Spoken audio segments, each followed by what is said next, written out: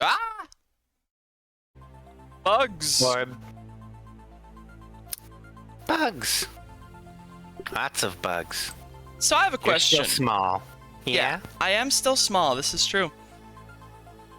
Here's my question. Mm-hmm. Does the Caillou wiki page have a controversy section? On my fucking way to find out. Because I've been thinking about our previous discussions about Caillou. And one of my favorite things in the world is when, like, wiki pages have controversy sections when they really have no business having a controversy section.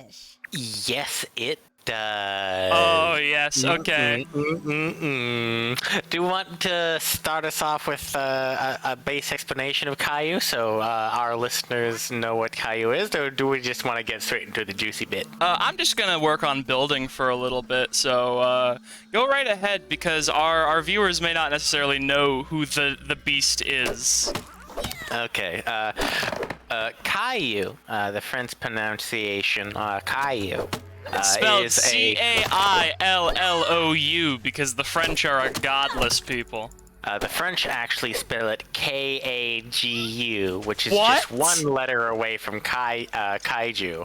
Kagu, and they pronounce it No. Kaju.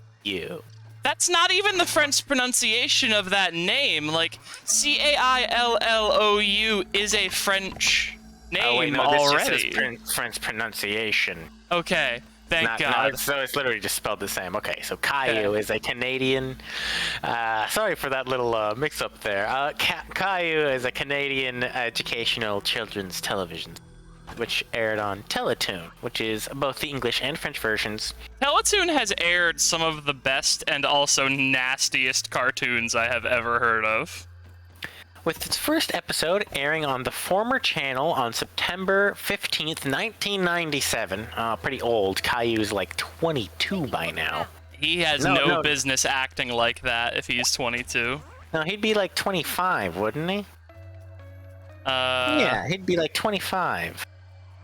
Yeah, you're asking me to do math while I'm also building, so Wait, I can't tell you. No, hold on. Caillou is dead. It later moved to Treehouse TV with its final episode being shown on that channel on October 3rd, 2010. Well, killed by a Stinkbug, actually, is what happened. Yeah. We do need to annotate Wikipedia to note that Caillou was in fact killed by a Stinkbug. Well, I think they might have IP banned us from the last time I tried to update it to say that Caillou was killed by a Stinkbug, even though Caillou was definitely killed by a Stinkbug. Well, the problem therein is that we haven't locked down timeline fractorally yet, so they don't. Caillou might still be alive in their timeline for all we know. Yes, Caillou might maybe still be alive and fucking Stinkbug. I heard he got killed by a stalagmite though. Yeah, getting beside the point. Where was I? Right. Yes, Caillou Traversy.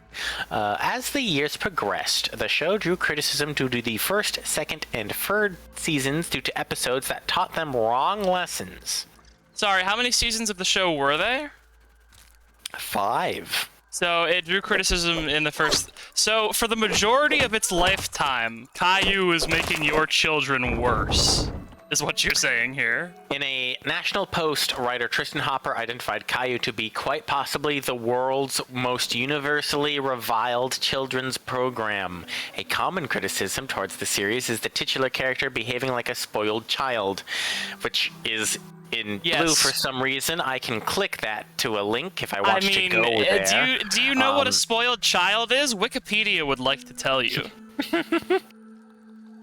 And a lack of consequence given within the parent characters. Hopper once said, unlike most children's programming, Caillou makes almost no attempt to educate its young audience. There are no veiled math problems, spelling lessons, or morality tales. It's just calm, non-threatening, bright-colored people navigating everyday tasks. These criticisms of the show's titular characters have been echoed on online platforms. Last week tonight, host John Oliver... Hang on. Whomst is going online and criticizing Caillou? Apparently, last week tonight host John Oliver, who is is referencing Caillou in a comparison of boring things against net neutrality, going on to insult Caillou for its theme. As Caillou appeared... was he against net neutrality and was using Caillou to push this message, or? Yes. No. He is pro net neutrality. Does he believe Caillou would be anti net neutrality? Is what I'm hearing. Yes. He believes Caillou would be anti net neutrality and is. I mean, incredibly probably. boring, He's a spoiled little fucking brat, so he probably hates things that are cool, like the internet. Hey. Can we not speak ill of the dead here? Okay, fair enough. I'll give him a day dead before I start speaking ill. That's a bit much. We can give him 30 minutes at most. Okay. Let's see. As Caillou appeared as a much younger child in the original line of children's books, he originally had no hair. When yeah, he was a bald-ass motherfucker, wasn't he? When illustrators found that adding hair made him look unrecognizable, it was decided that Caillou would never have hair. I swear to God, if you put hair on Caillou, I'm fucking walking. I will walk off this project. Do not fucking test me. But get out of here. We add a singular curly hair? You can have a singular curly hair for that brand recognition, but only because we want to make an iPhone commercial with his silhouette in it. Ugh. I don't know how to feel about that one. I don't know if that's true. It just seems like something that the people who make Caillou would do, because they clearly don't care about morally bankrupting your children. Let's get that out of the way right now. The people who make Caillou do not care about your child. I can picture it perfectly. Hey kids, pop back a nice smooth camel with Caillou. Oh! I can't believe they renamed him Caillou in the later seasons. That was pretty messed up. I don't know how I felt about that one. That was a little bit of a change that I wasn't so much in favor of. I don't know, I was fond of the Uncle Dunkachino crossover. Oh yeah, they did have that crossover later on, huh? Let's see. I forgot what I was doing. I was gonna go fight Stinkbugs as vengeance for Caillou, but I keep getting a little bit distracted. In June 2022, WildBrain announced they had teamed up with Comcast's streaming platform Peacock to produce a new series of the show. So Caillou cannot return. We must band together to destroy Caillou. Are you telling me we're going to have Kai too? Is that what you're saying to me right now? Kai 2, Kai Harder. Yeah, that's my favorite Die Hard movie. How are these ants getting in here? My walls. Oh right, there's big holes under my walls. Never mind. You guys take my fucking berry leather, I'll destroy all of you. Each day I drive a car, I'll never go too far. Caillou. Caillou. But he did go too far. Yeah, no, that's what like echoes in his mind as he fucking Kubrick stares into the mirror before he stands up as part of his Top Gun intro. Oh, he's got a Top Gun intro, so he's helping the American military industrial complex now. What doesn't Caillou do? Good, it would seem. Shall I look up Caillou on TV tropes? Yes, please do. I want to see what the absolute fucking brainlets at TV tropes have to say about Caillou. Open all folders. Because I will say, TV tropes people are brainlets. I love the website, but they've got some startlingly stupid takes sometimes. Adaptational karma. The reboot actually has a few episodes where he gets punished for acting like a brat. Sorry, just the idea of like a selling point of the series being, hey, just so you know, That fucking kid Caillou, he gets what's coming to him. Don't worry. We sent some made men over to break his fucking knees. I need to go find the chuds that wrote this article, and I need to go break their kneecaps, because if I find the words heterosexual life partners, yeah, with Leo. Yeah, TV Tropes is kind of low-key homophobic in weird ways, right? This TV is Tropes, a 6-year-old. TV Leo Tropes, is a cat. Yeah, no, TV Tropes is the kind of homophobic where, like, they don't know what any of the terms they're using are mean. Like, they're the kind of homophobic that I think is best described as, I would rather you just call me a slur. Just give me a second to let my eyes adjust to that. Yeah, let's... Hair trigger temper. This is true. This is... The one thing we know about Caillou is that he's fucking rageful. It's all about me. I want my mommy. Karma Houdini. I knew I was gonna find that on that page, but I'm still disappointed in TV Tropes for having the gall to put it there. The Napoleon, only one name.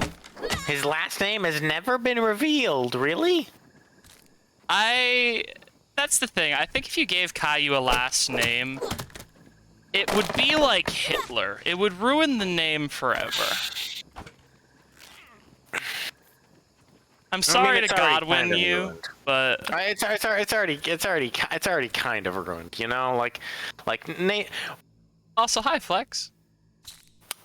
Hey Flex. Talking about Caillou. We're talking about Caillou. Hate that dude. I know it would be rude, but I am imagining the perfect hilarity of we comment, we're talking about Caillou, and I look down and I watch it go back from 2 back to 1. Yeah, no, I just lose all of the bot viewers that Twitch doesn't actually count towards my viewer count because I'm talking about forbidden subjects that will corrupt their AI. He's manifesting. I can feel him in my lungs. Okay, I'm gonna be perfectly honest. I was simulated for a little while. I had a menial job working at a gym that will not be named that had televisions in it, right? And as part of that, whenever I would work out, I do see some of the children's programming that's on in like the super duper early morning. And I gotta say, one, I don't really understand the hype about Bluey in general, and two, my preferred children's television show is Alma's Way, because that's a show that teaches children to think about how they make others feel, which is a thing that I think children need to learn because they're all sociopaths. You know, you have to give a child credit where credit is due. They do. Any kid under the age of 4 that hasn't like physically pulled apart an animal with their bare hands is doing a good job.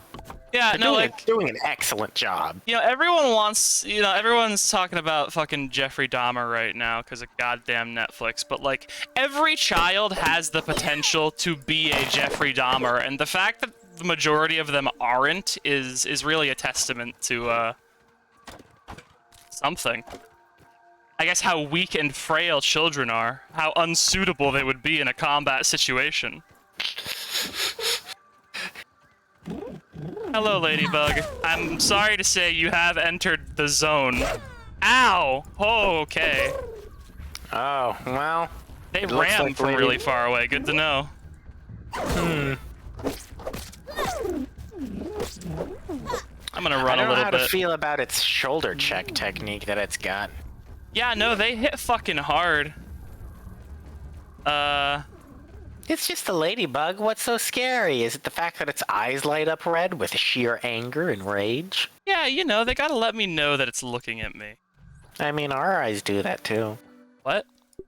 Yeah, I could press a button and your eyes could just bright red. Oh. How many optical drivers have you installed in me? Well, let me put it this way. Humans have very limited sight. Leave that aphid be! Scum!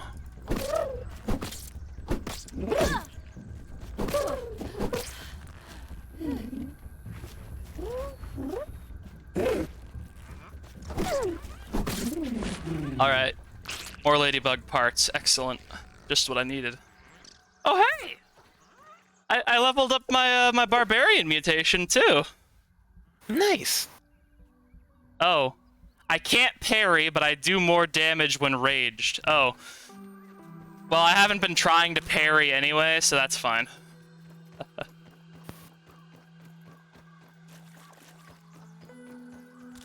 Okay. Let's see, where were we? Really meaningful name? His name means pebble in French. Is it because he's fucking bald? Do you think it's because he's fucking... Do you think they named him Caillou because he is bald? Yes, the French are like that. They would see a little bald child who is perfectly round and go, "Ah, yes, the child. We will call him Caillou." I have limits. Mr. Hinkle. I guess I Chuck Cunningham syndrome. Disappears after season 4 and replaced by a new character called Miss Howard. Cool old guy. Intergenerational friendship. And TV tropes. Last name basis. Nice guy. Hinkle is a fun guy. And TV tropes. Why does he have a heel face turn? Sorry, I'm imagining Caillou fucking doing professional wrestling moves on his family now. No, I'm heel talking and about those Leo, are wrestling. Caillou's best friend. Fuck you. Isn't Leo like a stuffed animal, or is it a literal lion in this case? No. He's a dude. Oh, he's cool. a little redheaded. He's a little redheaded boy. Ah, I see. Hello, Ladybug. Surprise, motherfucker. Also, I forgot I had an omnidirectional sprint this whole time, so that'll probably make combat against the Stinkbugs a little easier. What the fuck is wrong with Xavier? Renegade Angel? Well, I know what we're gonna go look at next, but I'm talking about Xavier, specifically Caillou's classmate that shows up in season 3 and never again, and looks like he was shit out of a fucking one of those Caillou gets fucking punished forever videos that's made on GoTunes. I need you to understand, you could name any character from Caillou that is not Caillou, and I know nothing about them, because I watched one episode of Caillou, and I did find the little bastard so unpleasant that I could not continue. This is the back character of a back character of a back character. Why the fuck does he look like this? That's a great question. Also, there's a boot print over here. I bet there's something worth investigating over here, but there's a ladybug! Well, once you've killed that ladybug, I've directly linked the image. Oh my god, they roar! That's something. When it roared, it restored health. Huh. Just a little bit. Berserker. My love for you is like a truck. Bugzerker. Bugzerker.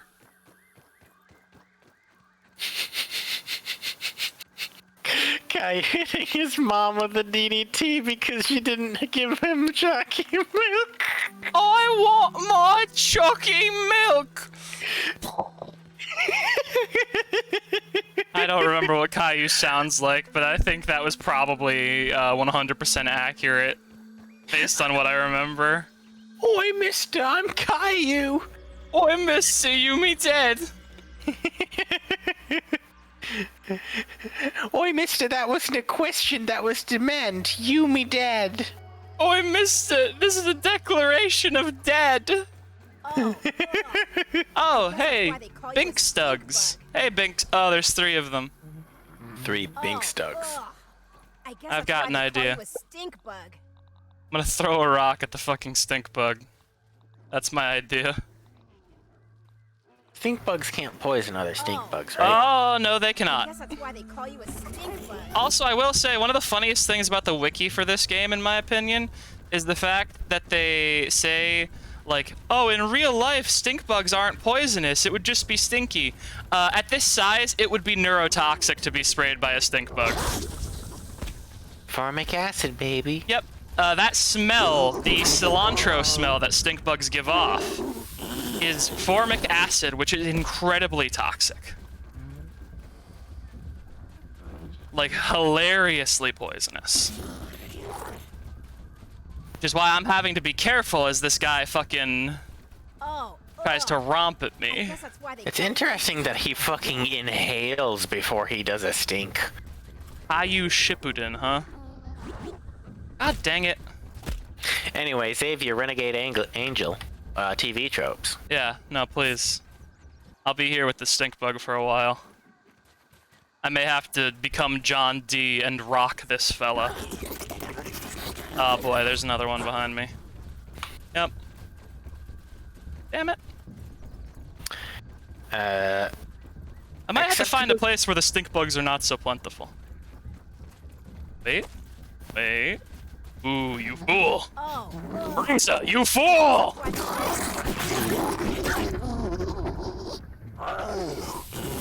Ah! He's stinky! Ah, damn it!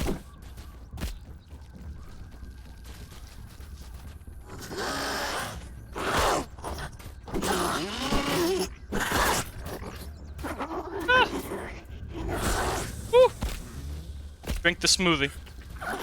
Heal yourself. Oh boy, that's another one. Ah! Stinky! I gotta go. I don't want to die. Yeah. I might have to just go out of my way to get a bow at this point. Xavier is definitely not from the X-Men, Flex. No. If Xavier was from the X-Men, we would be... Well, Xavier Renegade Angel could be argued to be an omnidimensional being. Well, let me put it this way. Acceptable targets. New Age retro hippies, anarchists, rednecks, environmentalists, and religious fundamentalists. I mean, yeah, the show is technically... It Not so bad. could be described to take on those people, sure. Xavier's character seems to be a take that to people who think they are wiser than everybody just because they are familiar with spiritual themes and philosophical concepts. Most of the destruction in the series is caused by Xavier trying to be like a spiritual mentor and failing at it. Hang on, a stink bug just died. I think... Yep, the ants got him. Fucking idiot. Thanks, guys. Yeah. Thanks, Delicious. guys. Oh my god, that was incredibly helpful. Pulled apart by ants. That's what I get for not taking advantage of the ecology. Yeah, that's the biggest danger when you're this small, is being pulled apart by ants. Classic failure. All Got a right. bunch of ant parents out of it too, which is nice. Yeah, no, I'm gonna see if I can just attract another stink bug over here, because they're pretty slow and have like a really wide aggro range. Hey, Binkstug. He just wakes up and has a big ol' fart, huh? Yeah, Flex, ants are actually one of the scariest creatures in the insect world because they just kind of gather up and start pulling you apart. It's miserable. Like the death of a thing killed by ants is a miserable and slow death.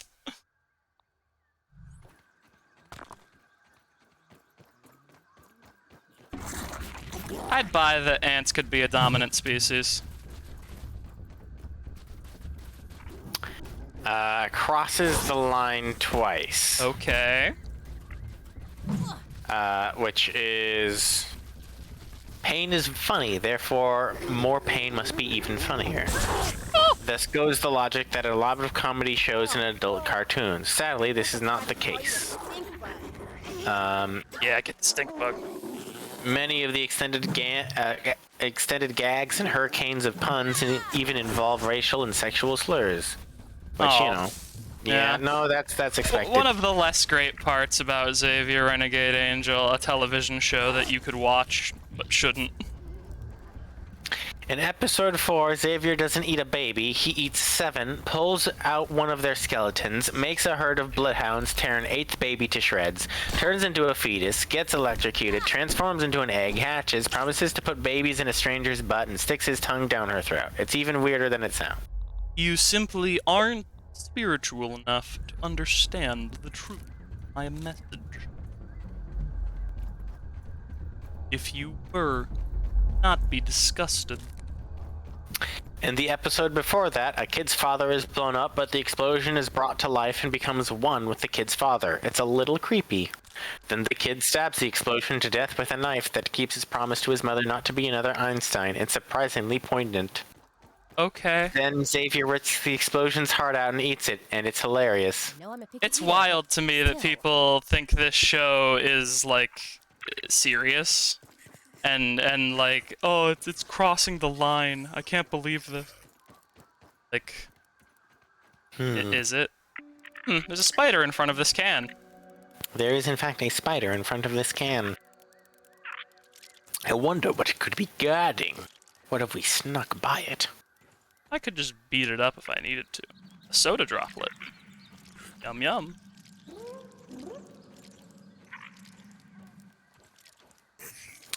Someone once said that if we weren't the dominant species, it would be crows and ants. I would,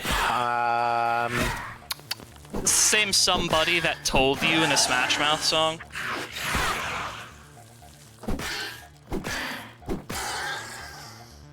Crows are fairly intelligent, but they're also sort of localized to a small area. And by which I mean they are stuck in specifically temperate zones where it doesn't rain too much and their feathers can still function. Because like if So, it's raining what like you're too much. saying is we need to make crows seer. No, those are jungle crows, which are a different variety of crow. Oh. That's the problem. Yum yum Crows, spider when- chunks. Crows, when stuck in tropical areas, are outclassed by parrots. Ah! Sorry, how? Is it just because parrots are fucking big and kind of scary? No, it's because parrots are better at flying in heavily wooded areas. Ah. Their wing shape is better suited for it. Meanwhile, the crow's wing is a much better generalist all-purpose. Oh! Ow. I forgot soldier ants aggro on you if you try and harvest their comrades. I'm gonna see if I can't kite these soldier ants over into the Binkstug. This will also be effective for my purposes. Hello, Binkstugs. Wake up! Yeah, fart on these ants. Ow. The game has stolen my knee pads.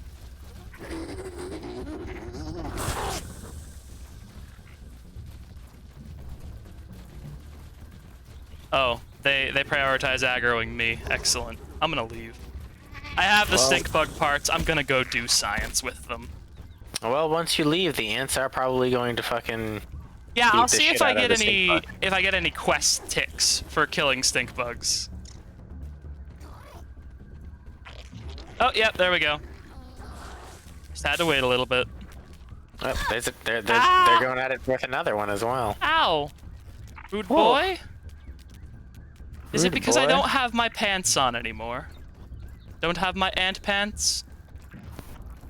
Is Your that it? fucking ant pants are missing, wise ass. What are you thinking you're doing around here, hmm? Well, Yep, it's literally because your fucking ant pants are missing. yeah. I might go see if I can go grab those. I don't really need all these web fibers. Mushroom chunks either. I keep doing this thing where I don't manage my inventory efficiently. I need to stop it. Good thing I'm hungry. Glad that eating at full health just kind of restores your health. Oh, I've got so much more than animal facts in here, Flex. This info slate has access to so much information. Did you know that in. Xavier, Renegade, Angel. Looks like the Stinkbug they actually won that have- fight. What? Well, I'm genuinely surprised. Let's see. Yeah, I'm Widget gonna come speeds. back with a ranged weapon for the rest of the Stinkbugs, I think.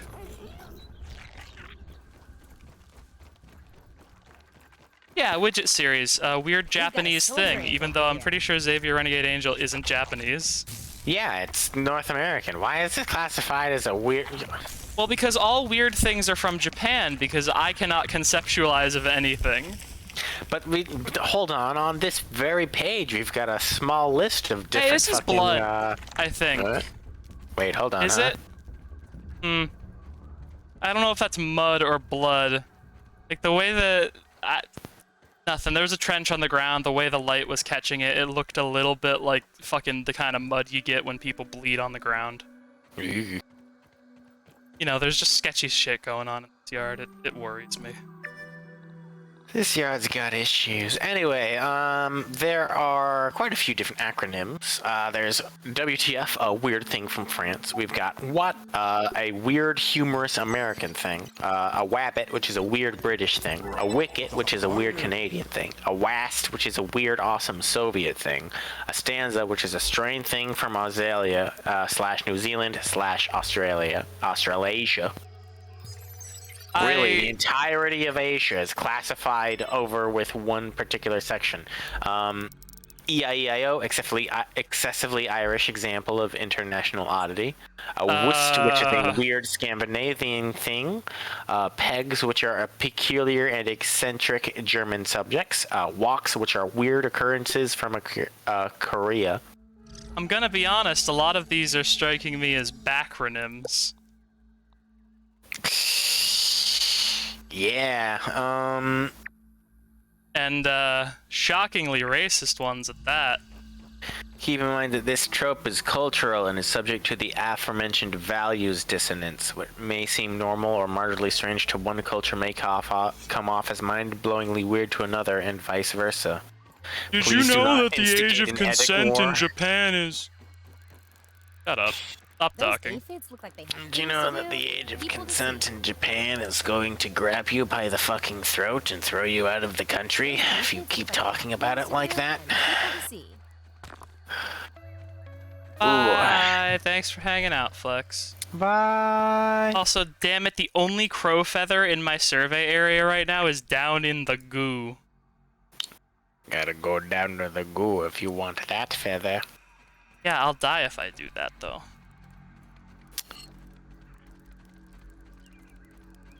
It can't be that bad down at the goo, can it?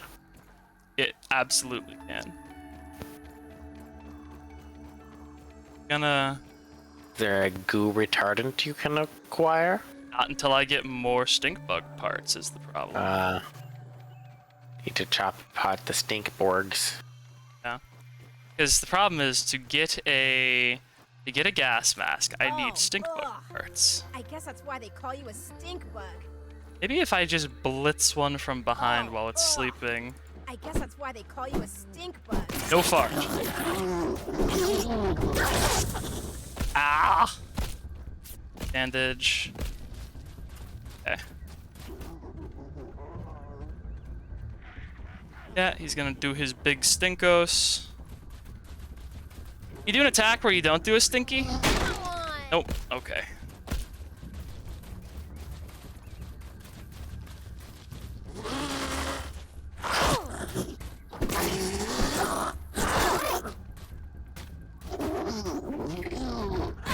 Ah! Damn it. I should have known that was gonna poison me. Well, I'm gonna swap teens. I've been playing the same teen for a while. Oh, you can just Yeah, I can just swap teens. Let's play this, nerd.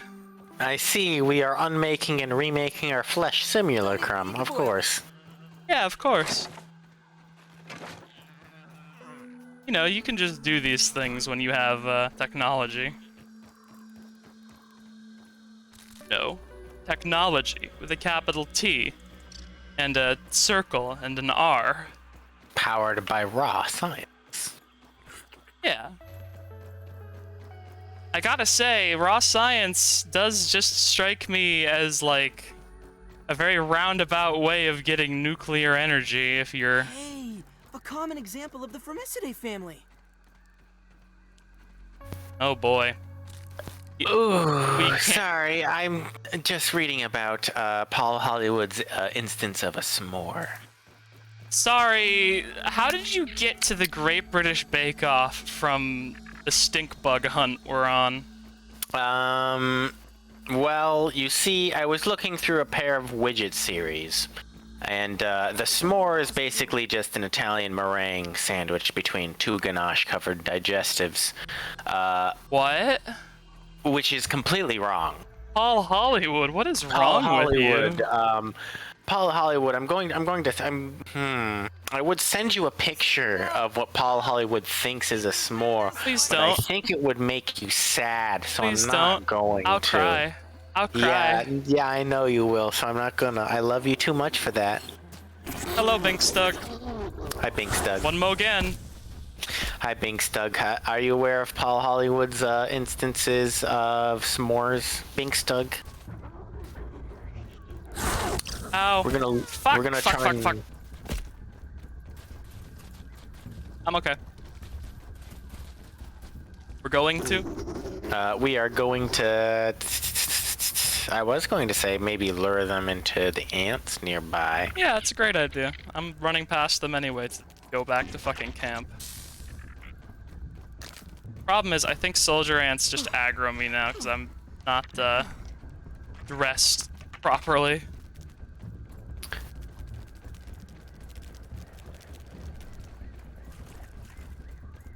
Hello, Ladybug. I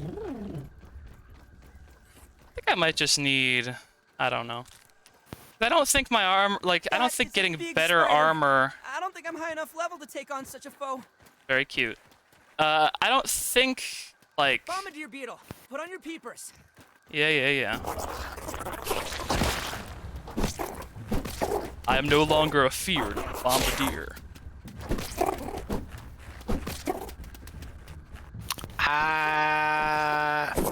Sam and Max Freelance Police is apparently listed under What? the fucking widgets. Yeah, what the fuck? Sorry, no, I was saying the fact that I died in a really weird way. Anyway, I can't play Pete anymore. He's immediately annoying me by trying to be the science support. I already have science support. Sam and Max Freelance Police is a normal, somewhat weird American series. Let's see. Whoa. To non-Americans, it ranges from mildly incomprehensible to completely incomprehensible, which may be why the largest fan site for them is British. Ants coming through. I mean, they make a lot of American cultural references, yes, but that's like saying any piece of American media is a widget because the world is centered around America and Hollywood. I mean, they're claiming that Superman and Batman are American widgets. No, they're not. Is Goku a widget, would you say? No, I would say that Journey to the West, one of the most recognizable stories in all of the Eastern canon, is not, in fact, a weird Japanese thing.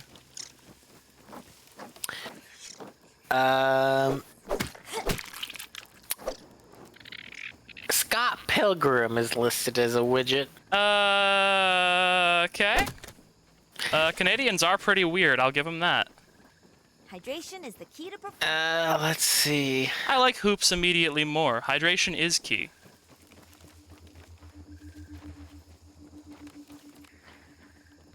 That's a quick little fella. Kind of cute, too.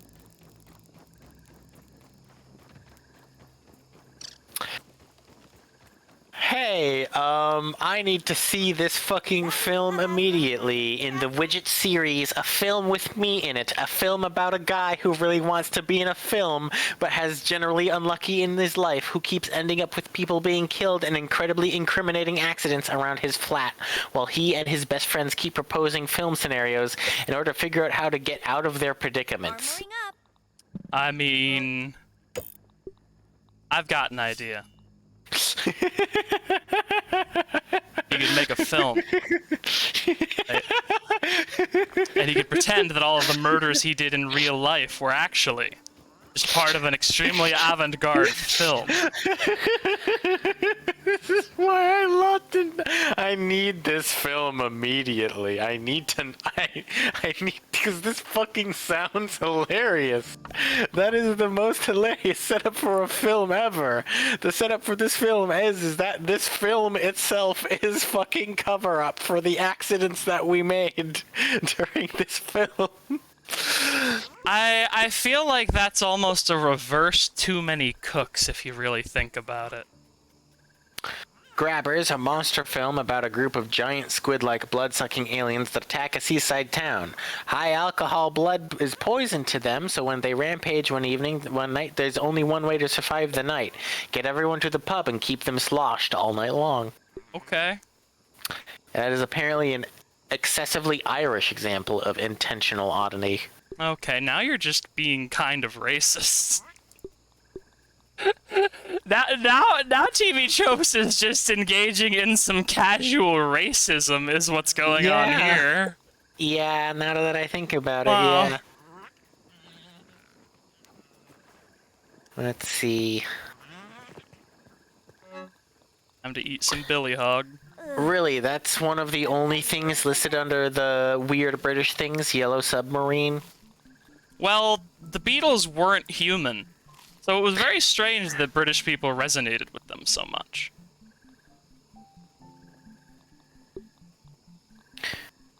There's only 2 listed German things, which are a German movie called Sei zärtlich Pinguin, Be Gentle Penguin, which that's literally just all it says about it. It's a weird German movie. I want my penguins to be gentle, I guess. Well, you know, the average TV Tropes user, the Germans are very strange because their films don't have quips in them.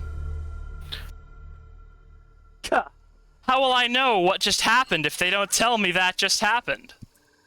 Come on. Well, that just happened. Shut up. Here's an interesting one. Der Schuh de Manitou. Oh, hey, I can actually make a gas mask now.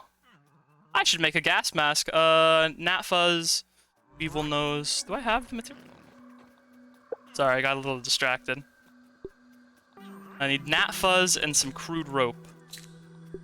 I gotta go find some gnats in the flooded zone. Feeling refreshed. Continue. I need to see this video immediately as well. Der Schuh de Manitou, the Shoe of the Manitou, is a German Western, and considered one of the most successful German films of all time. The story revolves around an Apache chief, Abahachi, and his white blood brother, Ranger. After being conned by Santa Maria, who sold them a saloon that consisted of only a front wall, a firefight ensues. Okay. Need a little decongestant. After being framed for his death by Santa... Okay, they meet the son of the chief of the nearby group is killed, and they're framed for his death by the real estate agent. And they have to escape... You know, real estate agents are the villains of basically every Western because the real villain is the US government and the march of civilization, quote unquote. There's nothing civil about civilization. Please continue. So they have to prove their innocence and find a way to repay the loan. They prove their innocence almost immediately, but still have to repay the loan. And one of them remembers that they have a treasure, but they also taught it to share their location with others. So there's a race against time to get the fucking treasure. That spiderling tastes like popcorn. Sorry. Parrot? It's a parody of English Western movies that the Germans made, making fun of the way that American Westerns were. Huh. Sorry, I'm a little bit focused on fighting, but that's Weird. Its style is quite similar to many Mel Brooks parodies like Spaceballs, Robin the Hood fuck? Men in Tights, and Blazing Saddles. I think I just It's- got extremely lucky and had a wolf spider walk into the poison gas for half a second and die. Oh my god. I totally did. I totally fucking did. Nice, nice, nice, nice, nice, nice, nice. Please continue. Oh my god, that was real. That was really good for me. Holy shit. Not enough to make an insect bow, though, I don't think. Alas, alas, almost. Just a dead fucking wolf. I'll take it.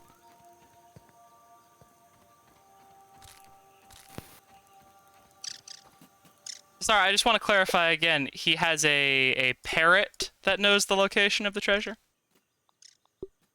He has a map. A map, okay.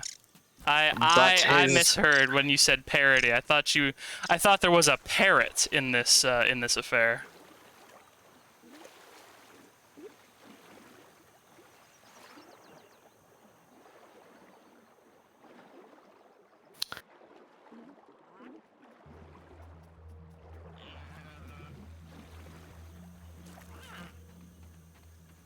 So we've Gotta breathe, Weevil.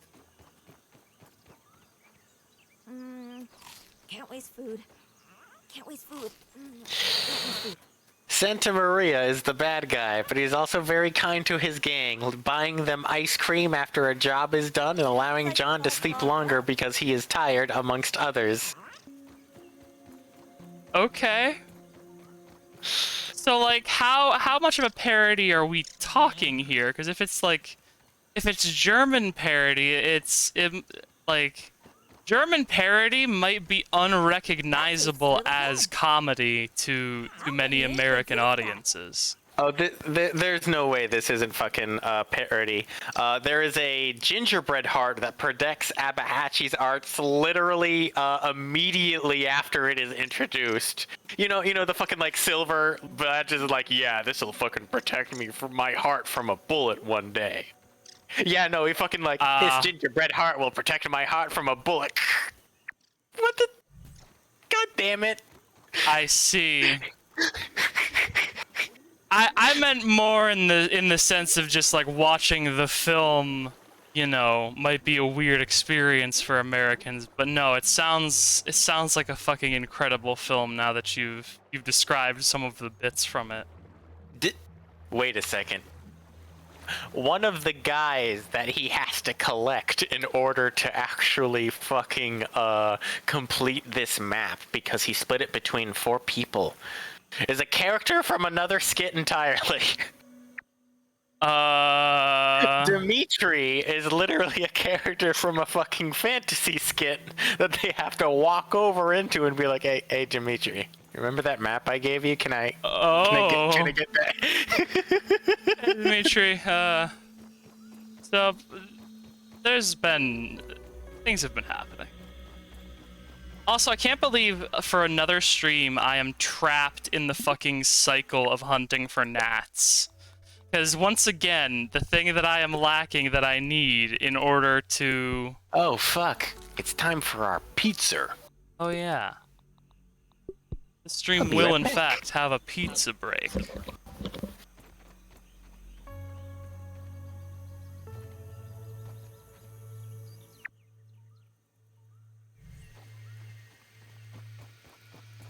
Sleeping goggles equipped.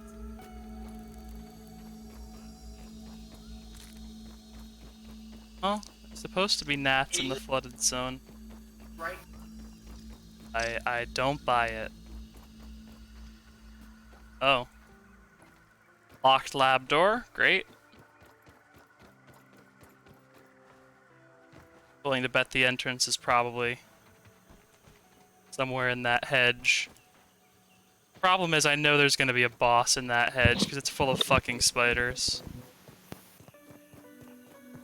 You know?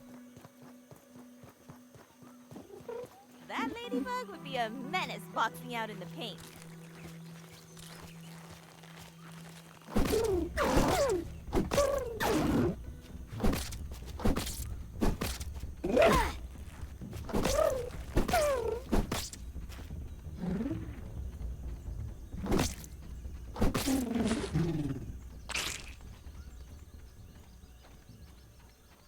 Still no ladybug heads?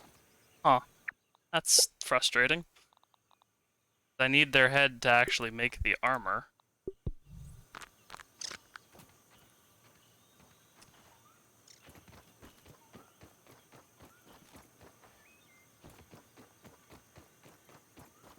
Okay. Gnats over here by the sprinkler. Can I get them to come down to me? Well, I literally just have to sit here and wait for them to come Feeling boop me, refreshed. as it was said. Got you.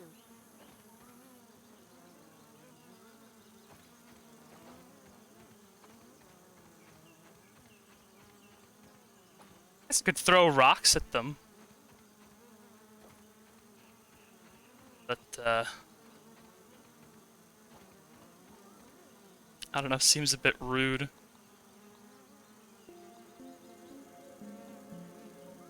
No weeds nearby for me to... Stairs to just nerd pull up to 'em.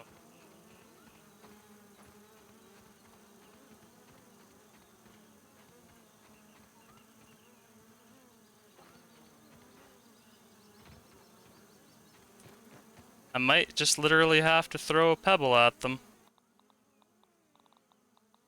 Right. Crash these clovers.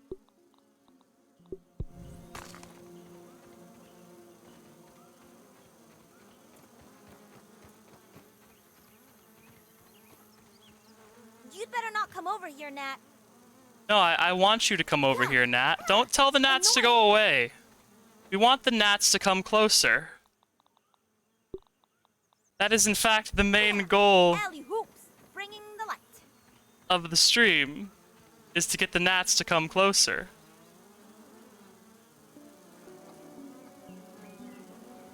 Alright, I'm on top of the clovers.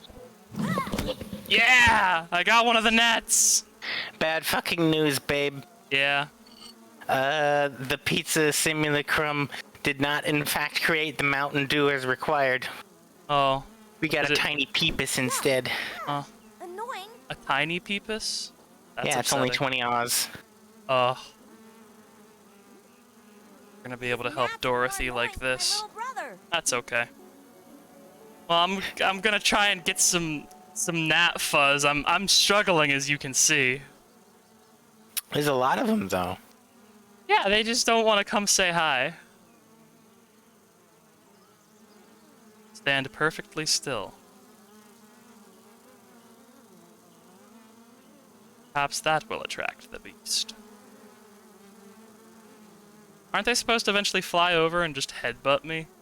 Now, they are supposed to boop you curiously, but I guess they're not interested in doing it. What the heck?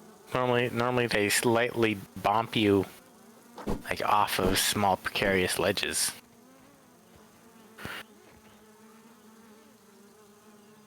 Maybe I'm just unlucky. Ah! Well, I'll give it... Set a timer. I'll give it 10 more minutes of gnat hunting, and then it's time for a pizza break. Understood. Setting a timer.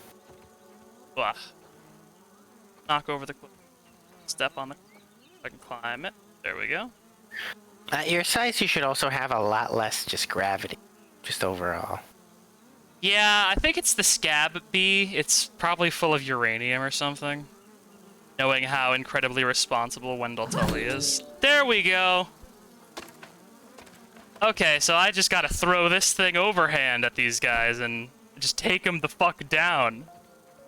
Annihilated in a single fell Yeet. swoop. Oh, fuck. Oh, no. I'm gonna have to be careful about doing that too much, though. Yeah, just get a little bit closer first. Hang on. What if I hit him with a stick? The great thing is, I also have a quest that will give me raw science if I kill 3 of them. You can pause that timer, because actually the gnats are not being as bad as I thought. Now that I'm just able to throw a stick at them. I'm not going to pause the timer just in case. Oh, I got him. I bonked one. Okay, perfect. Remember to grab your stick, though. Yeah, I got my stick. Here's I my like plan. it highlights where it went. Yeah, no, this game was made by Obsidian, so they do some game polish things that I kind of feel we might not have gotten if the devs were anyone else, basically. Yeah. I'm glad that you can throw your weapon at all in the first place. Yeah, you can also just throw like pebblets, bits of grass, which is cool. Those are good for stunning. Do you think you could have a technique where you have a fucking weapon in hand and then you have a second weapon that you've crafted selectively for chucking the first one at an enemy and then running up? I'm thinking that might be one of the potential, because looking at like the system for upgrading your weapons, you literally get like different elemental fucking whetstones, like it's Dark Souls, and you actually like upgrade them to different elements. So you could make a bunch of pebblet spears and have one of every element. Specialty technique. Ultimate pebblet spire. Alright, and then once I have the gas mask, I don't think the stink bugs are gonna be slightly a fucking problem. Kind of funny that, like, the requirement is, alright, now that you know how to fight the stink bug, they are harmless. Ignore the hell smell. Yeah. Alright. Explore fallen oak branch. I'm pretty sure I already did that.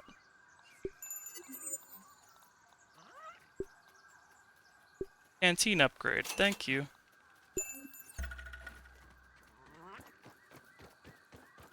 I don't know how to feel about Berg winking face. What? Burgle loves us. He's our friend. It's fine.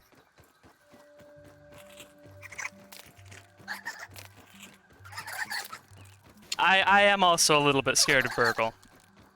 I didn't know if he could hear me, so I just wanted to give you a second to see if you'd be smited by him. Or No, smote. I'm pretty immune to Burgle. You're not flippable or grillable? You sure? Yeah, I'm sure. I cannot be flipped, cooked, or grilled. Even if he shows you the truth of his grilling function? Even if he shows me the truth of his grilling function. Ah. Do you want to know why? Why is that? Because you can't heat light. Isn't light already heat? Yes, exactly. Congratulations, you figured out the secret technique. I can't believe you didn't share your secret burgle techniques with me. I mean, how exactly am I going to share the technique of be made out of light with something that is made out of infinite gel? You could vaporize me. Ah. But then I wouldn't be able to give you a kiss. That's gay. Yes. I love you. I love you too. Okay, so, I said I was going to take the pizza break when I got back to base, but I'm actually going to head to the lab and just chuck these stink bug parts in. And then, it'll be time for pizza break. Alright, pizza break is waiting. You still got 4 minutes, don't worry. I like how the gas mask does also restrict my view very, very slightly. You know, to signify that you are in a mask now.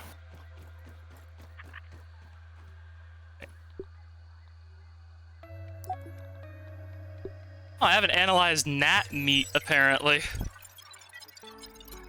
There haven't been any fucking gnats around. Analysis complete. Yeah, it's a bug, dude. It's wild. Sure is a gnat. Spider venom. Venom arrows. Ooh. Brain power level up. Come on.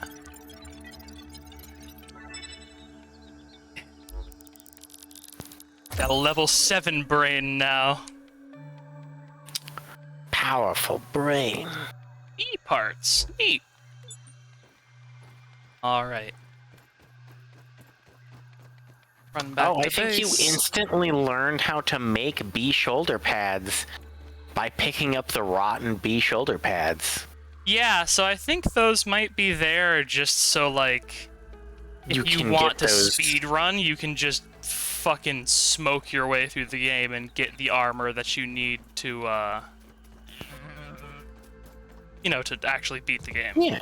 So it's literally just like, all right, here are the exact pieces that you need required in order to beat the game. We have placed them on our delicious little teenage corpses.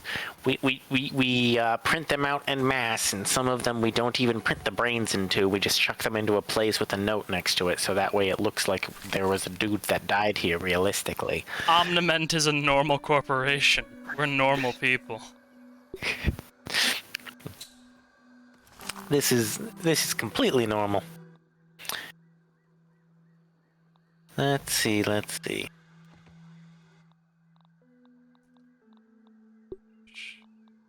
Aphid honeydew. Up that slop. Alright. Ah, interesting.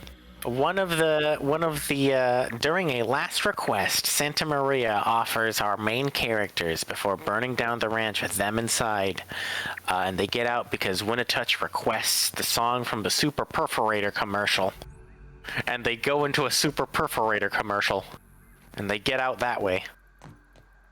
I remember the name of this film because we're watching this film after stream is done sometime. Like I want to watch this film sometime now. I'm gonna pause. I'm gonna save, and we'll be back in an amount of time when pizza break is over. I will Bye, have pizza everyone. facts for you. Bye.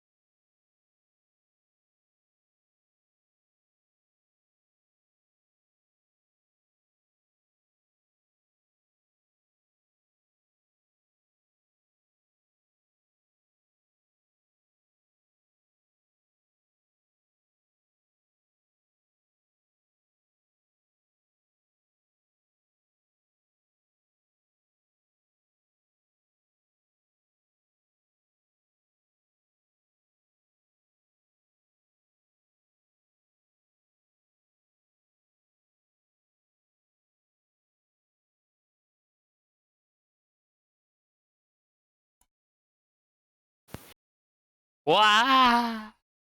Pizza break. Pizza. Ah, yes.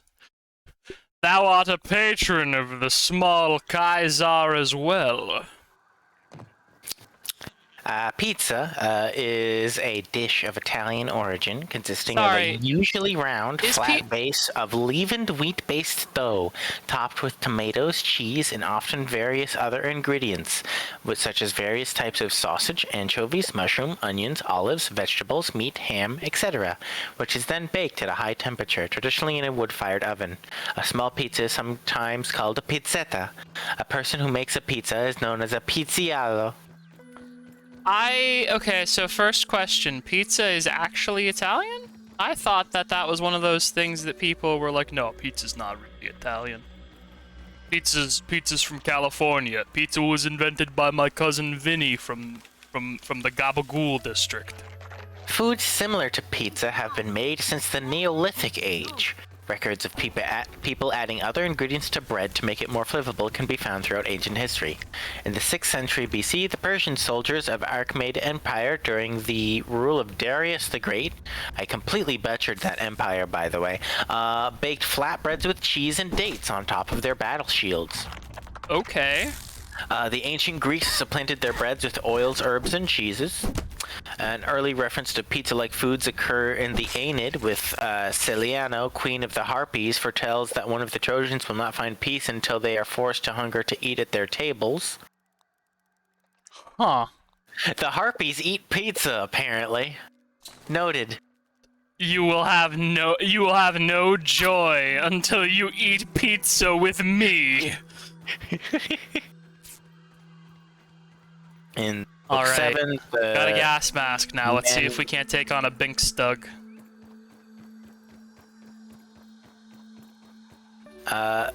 when these dudes eat pizza, they are forced to realize that these are the tables prophesized by Solano. You will never find peace until you eat pizza. Okay, so it looks like I am completely immune to their stink, and they're actually quite easy now. So you only had to fight the one in order to impress upon you how dangerous the stank is, I guess. So yeah, I'm gonna do some Stinkbug hunting. Though this is not, and I must emphasize this is not vengeance for Caillou. We don't give a shit. We don't give a shit about Caillou. Yeah. Let's see.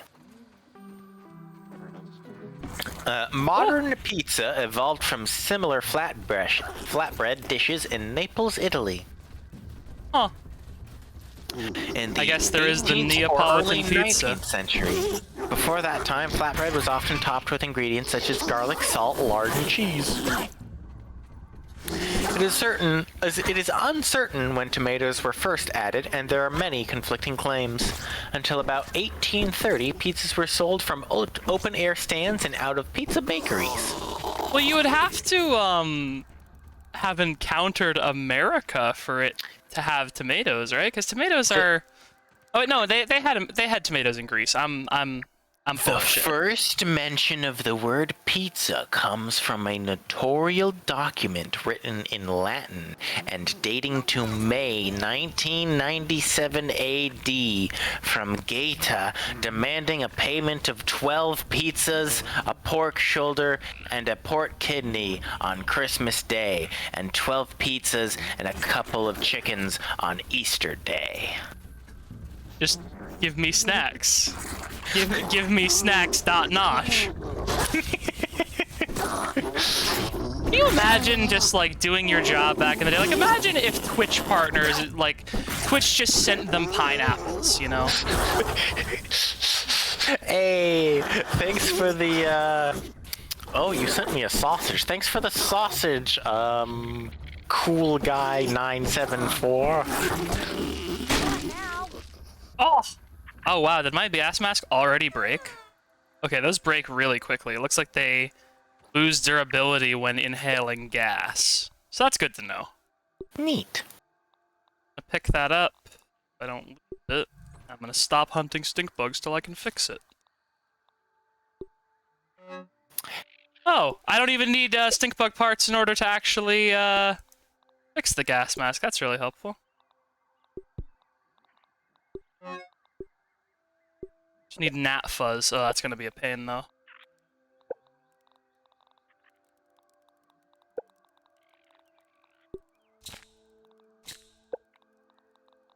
Are we done with pizza facts? I'm still reading over the different varieties of pizza facts. Apparently, Lombardi's is the first pizza place to open in America. It opened in New York City in 1905. Following World War II, veterans returning from the Italian campaign, who were first introduced to Italian's native cuisine, proved a ready market for pizza in particular. Huh. I guess probably Imagine because they going had to just war. eaten Italian food for the first time, yeah. Yeah, imagine fucking going to war and the place that you're warring with just has better food than you. Just flat Yeah, out, just right? straight up. Just Well, straight up apparently, better. something that I have learned is apparently American rations are some of the grossest rations that are made. So, like, a lot of American soldiers, when they are stationed in any of the million countries that America is constantly at war at, they will a lot of the time just eat native food rather than eating camp food or subsisting on their rations because they're just nasty. Oh, there's a bunch of different styles and varieties. Some of these are crimes against nature. I swear to God, if you shit talk the fucking Brazilians because of that one pizzeria. Clam pie from New England. Oh no, that's not a pizza. That's a pie. You Pizza just version of the covered pie served in New England. Oh no. I don't know what the covered pie served in New England is, but I'm afraid. Covered clam pie. Oh no. Is it just clam chowder in a fucking pie shell? Please tell me that's not what it is. Let's take a look. Clam pie. Clam pie can be prepared as a pizza using clams as topping. Fresh or canned clams can be used, and the clam can be minced or whole. Oh no. Typically prepared using pizza dough, clams, olive oil, grated Romano cheese, garlic, and oregano. Actually, that doesn't sound that bad. I disagree. Yeah, actually, the cheese. I am not a fan of a clamma. It is simply not my way. I like a scallop when it's wrapped in bacon. Hydration is the key. Bacon wrapped scallop is okay. I understand that people do that. Those people, I disagree with them, but I can understand that at least. They have to be cooked properly so that way they can be pulled apart with my teeth. Otherwise, it's too chewy. I don't want to think about the process of eating a scallop, thank you. Not on my stream. Anyway, let's go back to some of these pizza crimes. We have pizza caprioschia, which is from Italy. That was ham, mushrooms, artichokes, and egg, which is similar to the pizza quattro stagione. Yes, ham, mushrooms, artichoke, Like just and cracked egg. on there? Like just cracked on there. Oh. They may have invented the pizza, but they did by no means perfect the pizza. That was done over with the Italian Americans. Yeah, it's weird how, like, you know, America doesn't have culture, but they do have the food. Oof, oof, oof. Hawaiian pizza. Pineapple, ham, or bacon. Origin, Canada. Yeah. Yeah, no, I knew that one, sadly, and it's yeah. Notes. Famously controversial. Yeah, that's one thing that you can call it. People are real assholes about it sometimes, that is true. Pizza margherita, which is pizza that is made with tomatoes, mozzarella, and basil. I don't think you should put tomatoes on a margarita pizza. I think, in my mind, a margarita pizza has red sauce on it, right? And then in addition to the red sauce, it also has like this site isn't differentiating You know, red it sauce has- and tomatoes. Sure. This is only using red sauce. Sure, but like a lot of people will say that like oh yeah, margarita pizza, it's got big old slices of fucking tomato on it. And to those people I say you're insane. It's already got tomato on there. You don't need more tomato. That's just like being like, yeah, look, let me throw some ketchup on this ketchup. Let me throw some ketchup on that bad boy. Let me throw a little sauce. Let's see. Pizza marinara, which is tomato sauce, olive oil, oregano, garlic, no cheese. That is one of the oldest Neapolitan pizzas, actually, which is because it is first attested in 1734, which makes sense. Because why the fuck would you throw cheese on there? Sorry, what do you... At least yet. Like, I am thinking from the perspective of a fucking, like, 1734 peasant who has just discovered that you can actually add ingredients to other foods for the first time. Okay, that's fair enough, yeah. We have pizza pugliese, which is tomatoes, onion, and mozzarella. Pizza... Onion? Yes, onion. This picture has whole onions. No, it doesn't. Delete it. Remove that image from the consciousness. Yeah, you got it. I'm just gonna eat this image real quick. Let me just, actually, on second thought, there's a lot of onions on this image. I think I'm going to put this back. Yeah, there's a lot of onions on that image is the problem. Pizza quattro formaggi. The 4 cheese. Yep, literally prepared using 4 kinds of cheese. Which is so funny to me because, like, sometimes 4 cheese, like, in places can mean, like, the 4th cheese is like, yeah, this is a cheese product known as processed whey protein. It's what comes out when you squeeze wet cheese during the cheese-making process. It has about as much to do with cheese as LaCroix has to do with fruit. Traditionally, the 4 cheeses are mozzarella, gorgonzola, and 2 others that depend entirely on the region. I question gorgonzola on a pizza, but it's not the worst thing you can do to a pizza. That would be fighting about whether pineapple is acceptable or not. It's fucking food. Get over it, you children. The complementing duo usually consists of other local cheeses. I have clicked on pizza quattro formaggi in order to get this information.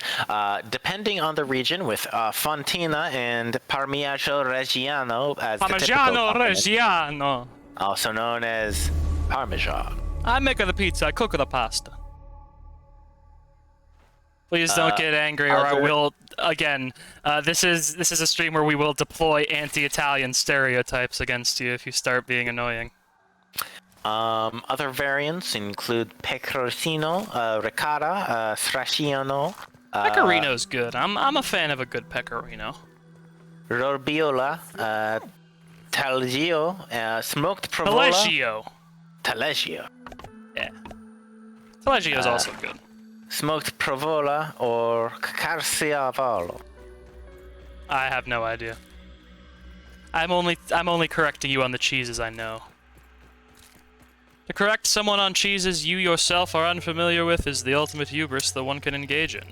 It is a type of stretched curd cheese made out of sheep's or cow's milk. It is produced throughout southern Italy, mainly in the Apennine Mountains and the Gargano Peninsula. Oh, so shaped like a teardrop, it is similar in taste to aged southern Italian provolone cheese with a hard edible rind.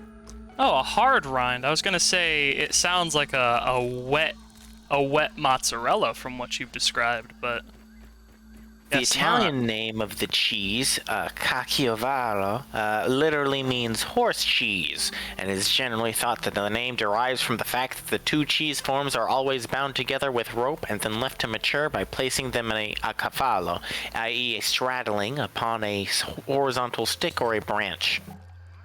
Huh. Apparently, the first time it was mentioned was by Hippocrates, emphasizing the Greeks' cleverness in making cheese. Oh, those clever Greeks and their horse cheese. Also, we have an insect hammer now. Insect hammer. From now we can fucking harvest those mints. Yeah, we can finally fucking freshen our breath. We can get minty. Also, grab this gnat roast. Yum yum. Besides mozzarella, mass-produced pizzas often use Parmesan, Romano, Asiago, and other Italian-style cheeses. Asiago. Sorry, it's my favorite type of bagel. Asiago is a cow's cheese. And some use non-Italian style cheeses such as Edam, Emmental, and blue cheese. You know why they call it Edam? Because you take the cheese and you eat them. Eat 'em. That.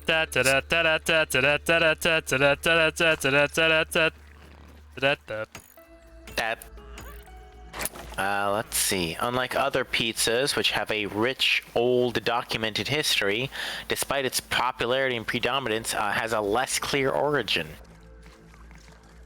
The origins of this pizza are unclear, ma'am. We recommend you go around for now, for your safety. It is believed to originate from the Lazio region at the beginning of the 18th century.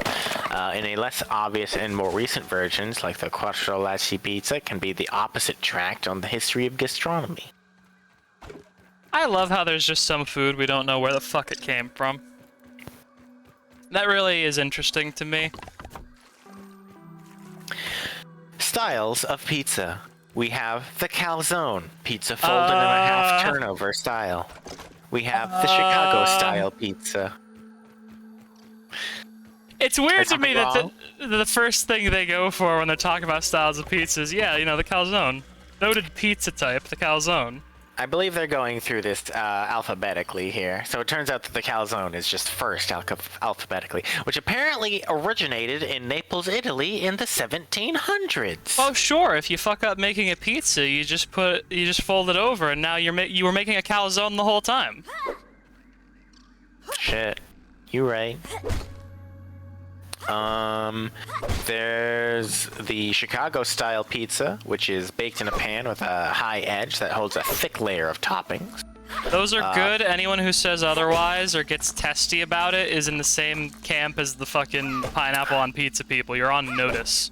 Was in fact invented in Chicago, USA in the 1940s. The deep fried pizza, which is cooked in oil instead of baked, which is apparently in Scotland.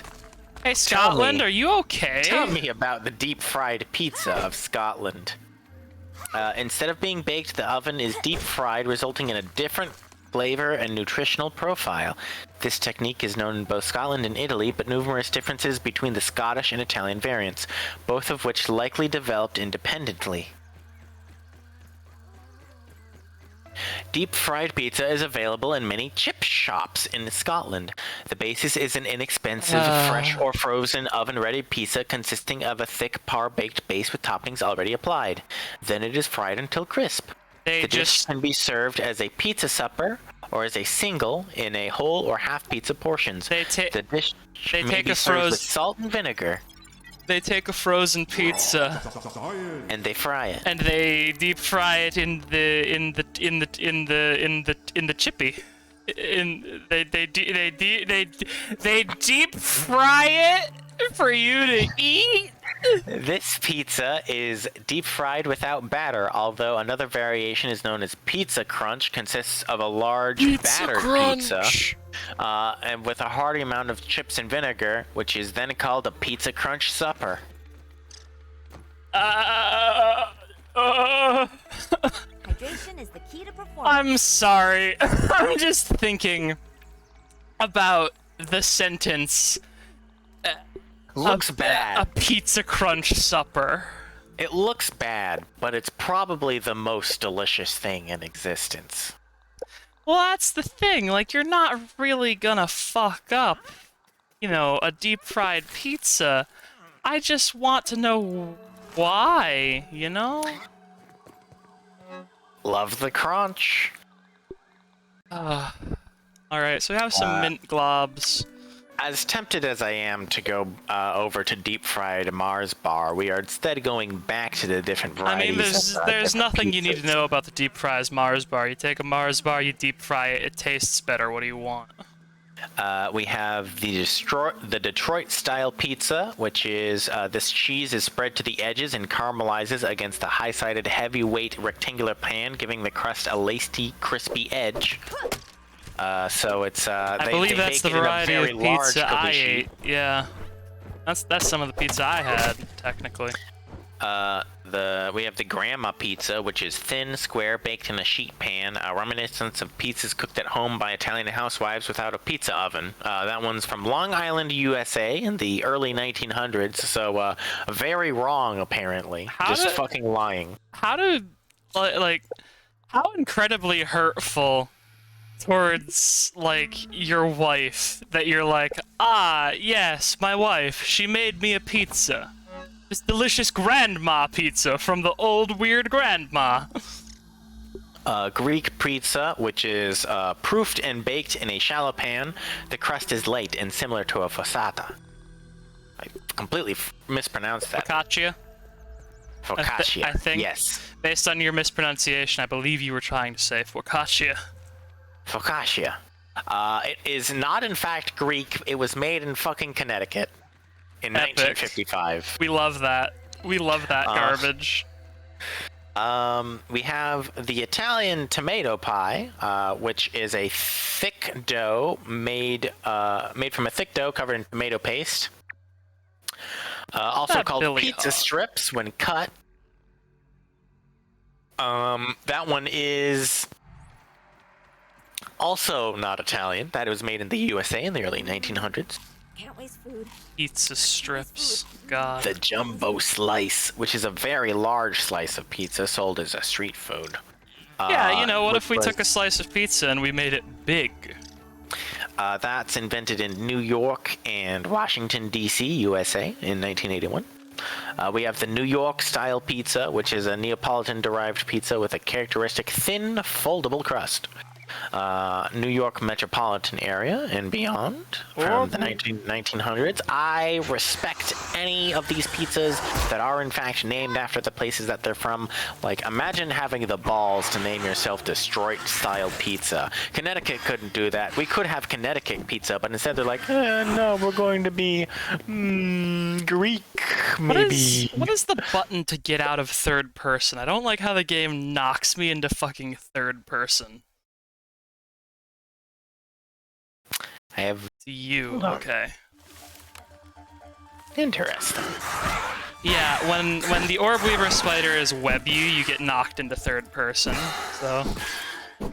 By region of origin. There are 3 regions of origins here. Italy, United States, and Argentina. Sorry, Argentinian pizza? Yes.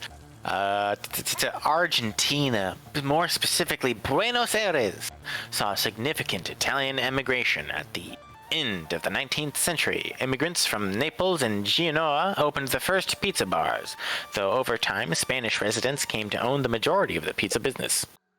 Huh. Standard Argentine pizza has a thicker crust called media masa, half dough. Though traditional Italian style pizza uses more cheese. In Argentina, pizza slices are often served with a topping with a faina, which is a Genoese pea flour pancake, and accompanied by a Moscato wine. So they top the pizza with a pancake? They top the pizza with a second, very thin flour, Science. like flat bread, like the flattest flatbread you can imagine. So, like Calzone, pizza. Calzone 2, this time we didn't fuck it up. Pizza lid. Yeah, pizza lid, exactly.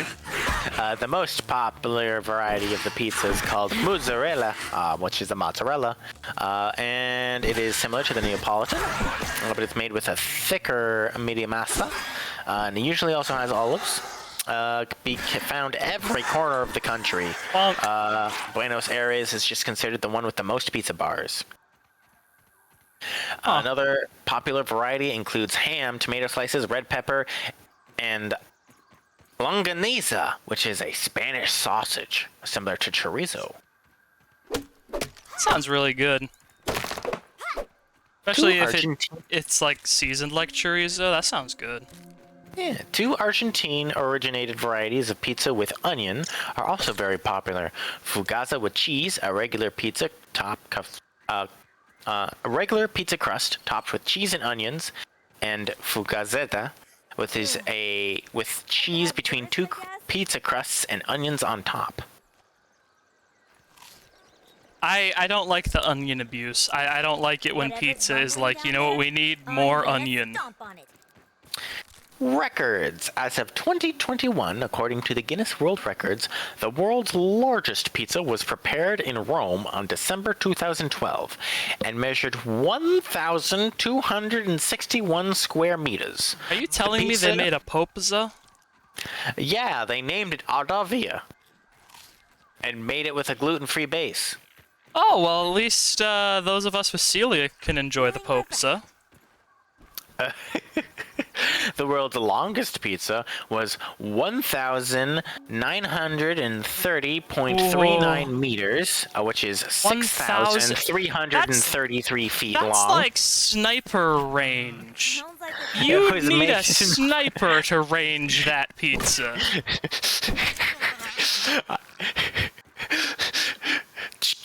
Put the fucking piece down, Timmy. It's not time for the pizza yet. Go Put back the to slice the down. I'm not letting you compromise this record, Timmy. What the fuck? Is boot print always here? It was made in Fontana, California in 2017. The most expensive commercially available pizza recognized by Guinness World Records cost $2,700. Does it have edible gold leaf on it? Because in that case, it's not actually that expensive. They're lying. And was sold at Industry Kitchen USA.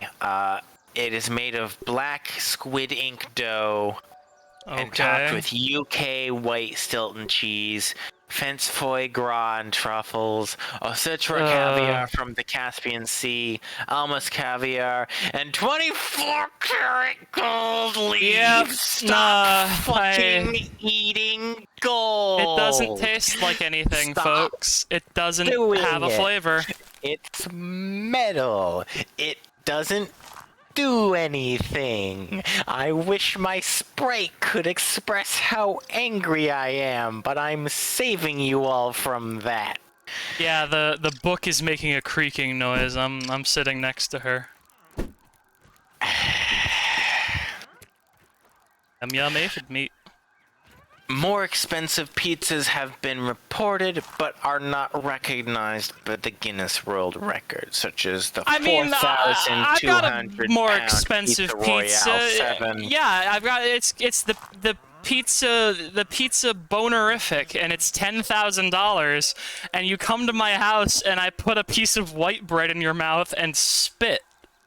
The only one here that I fucking respect is the US 1000 caviar pizza made by Nino's Bellissima Pizzeria in New York City, New York, because that's the only fucking one that doesn't have any gold dust on it. Yeah, if you put gold dust on your food, it's not actually expensive. You're just an idiot. It's still fucking cheating by using caviar, but fucking... Caviar at least tastes like something, you know? Caviar, I understand the expense because it's a delicacy or whatever, and you can argue back and forth all day about, oh, delicacies aren't really worth it. Oh, delicacies, stinky. Like, you know, who cares? But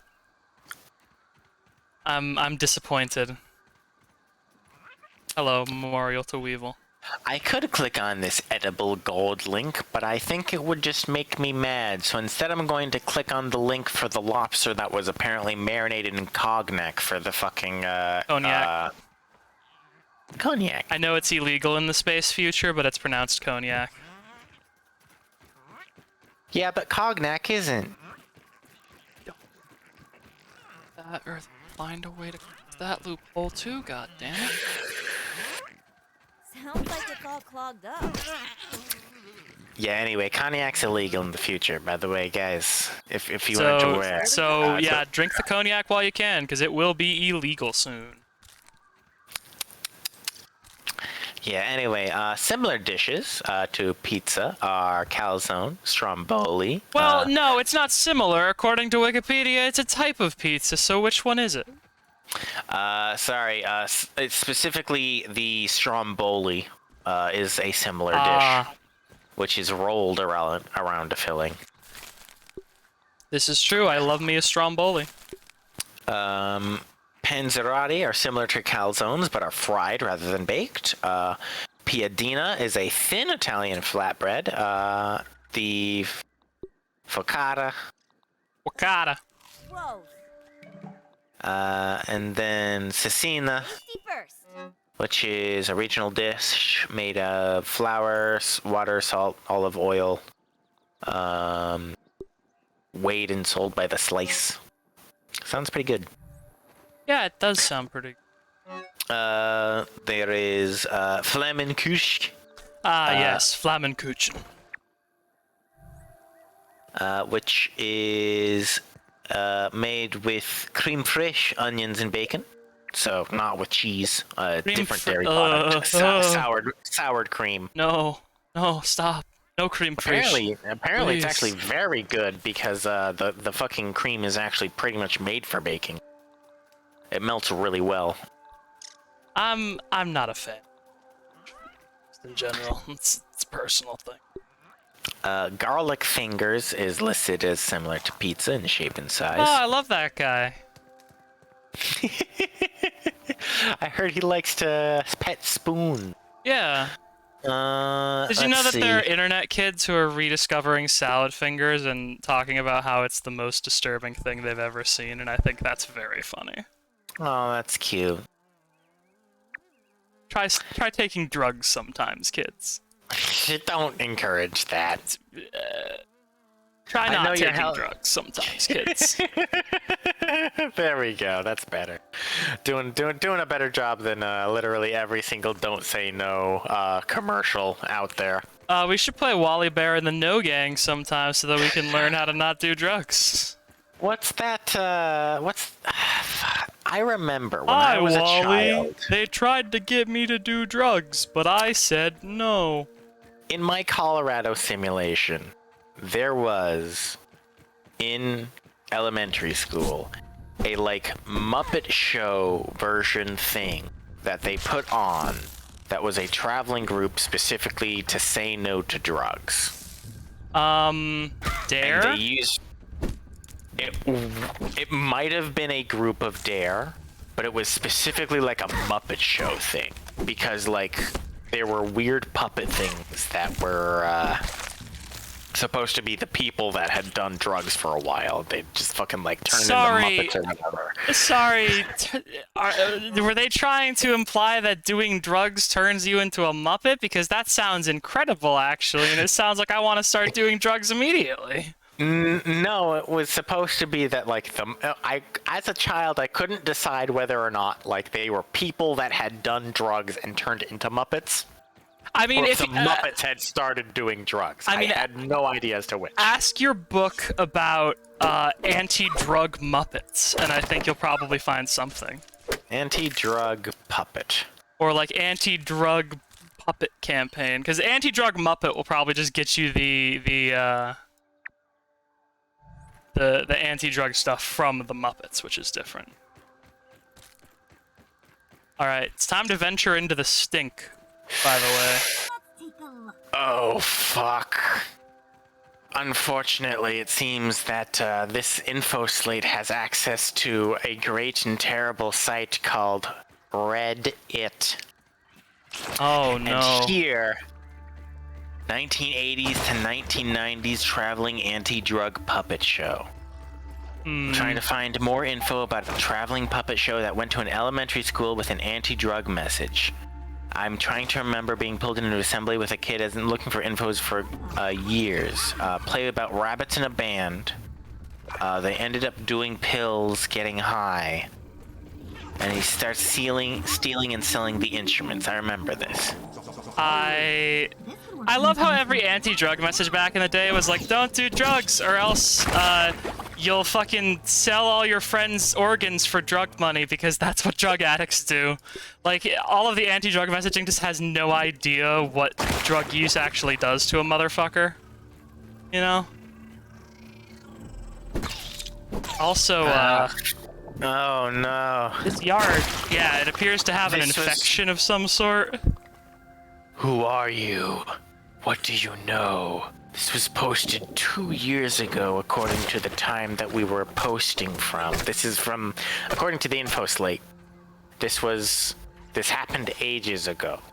But like at the time that I'm accessing it, it's been 2 years since it was actively posted. And it has not been solved. Oh. Who are they and what did they see? Great question, honestly. Weevil! Ah! Evil Weevil! Oh! He just ran up to me and fucking exploded. Jesus Christ, what? Oh, you're in the fucking evil zone, aren't you? Yeah.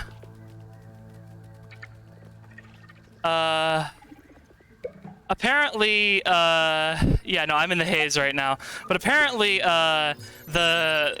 Wendell's husband, Trucy, hired some landscapers who were from a place that didn't exist until a couple of days before they were hired by her. So, I think this guy might be onto something with the whole I'm being spied on by Omniment thing. I don't know. Watch out for that weevil. Ah! Fuck. Ow. Evil. Weevil. Sorry, I've stumbled upon a pills-based sock puppet PSA. No, it's fine. I'm just exploring this gas zone, so. Anyway, back to pizza. We're not done with all the similar dishes of pizza. On your back. That ladybug is... Something's wrong with that ladybug. I'm not gonna bother her. Let's see. there's the Garlic crow. fingers. Ha! Weed 420! Maniquiche. Fuck. Lemon. Shit. Lemon. Shit. Lemon June. Also, Turkish pizza is a meat-topped dough round. The base is very thin, and the layer of meat often includes chopped vegetables. Really, pizza bagel doesn't qualify as a type of pizza to you? Pizza bagel is a bagel with toppings similar to that of a traditional pizza. I see how it is, Wikipedia. The free encyclopedia. That anyone can edit? That anyone can edit. I fell down a hole. I'm sorry. Yeah, just in case you were wondering what's going on with me. Oh, there's a shovel. No, well, at least you found a nice feather. Yeah, and there's some quartzite here too, so there's some gear to up. Oh fuck. Oh fuck. Oh fuck. Oh, son of a bitch.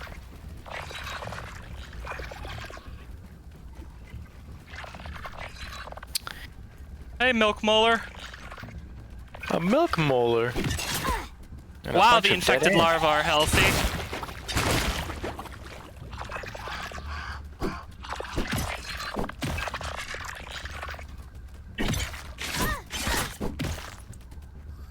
Ow. Ah! Oh boy. They're bastards. Yeah, that's not great, because I think my gas mask was... Okay, no, my gas mask was on me, thank God. Oh, thank goodness. That's good. That's good that you I still thought got my it. gas mask would have fucking fallen off of me. Yeah, I would have cried. Ah. Pizza rolls, really? Those are not a... Oh, they're a trademarked commercial product, huh? Yeah. Totina's sure. brand pizza rolls. Show me. Pizza snack rolls, also called pizza rolls, pizza bites, pizza snacks, pizza poppers, are a frozen food product consisting of a bite-sized breaded pizza pocket with an interior tomato sauce, cheese, and various pizza toppings. They are designed to be quickly cooked in the oven or microwave. The name Pizza Rolls is a trademark of General Mills, current owner of the original product. Too bad. Pizza Rolls are now a thing that I refer to by literally everything else. It is no longer a trademark. Too sorry about that. Generification or whatever. Yeah. You should have chose a less generic name than fucking Pizza Roll. The Pizza Blob. If you wanted to hold on to it, you should have been like, these are fucking pizza doodles or something. This is the pizza pingus. The hip new snack food. Samosas. Samosa's good. Ow. Baked pastry with a savory filling, including spiced potatoes, onions, or peas. May take different forms, such as triangular cone or half moon shapes, accompanied by chutney. I have 1 second to get my stuff back before my fucking gas mask breaks. Just before you keep listing types of pizza. Yeah, of course. Okay, should be good. Oh, Ladybug, stress please don't. Please. situation. Oh, Yeah, Ladybug. Oh, Ladybug. Oh, Ladybug.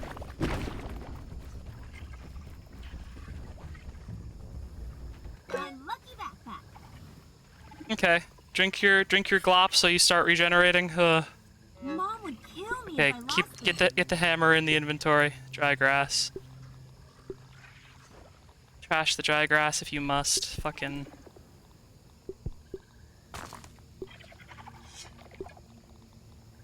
Okay, you can continue with your pizza types.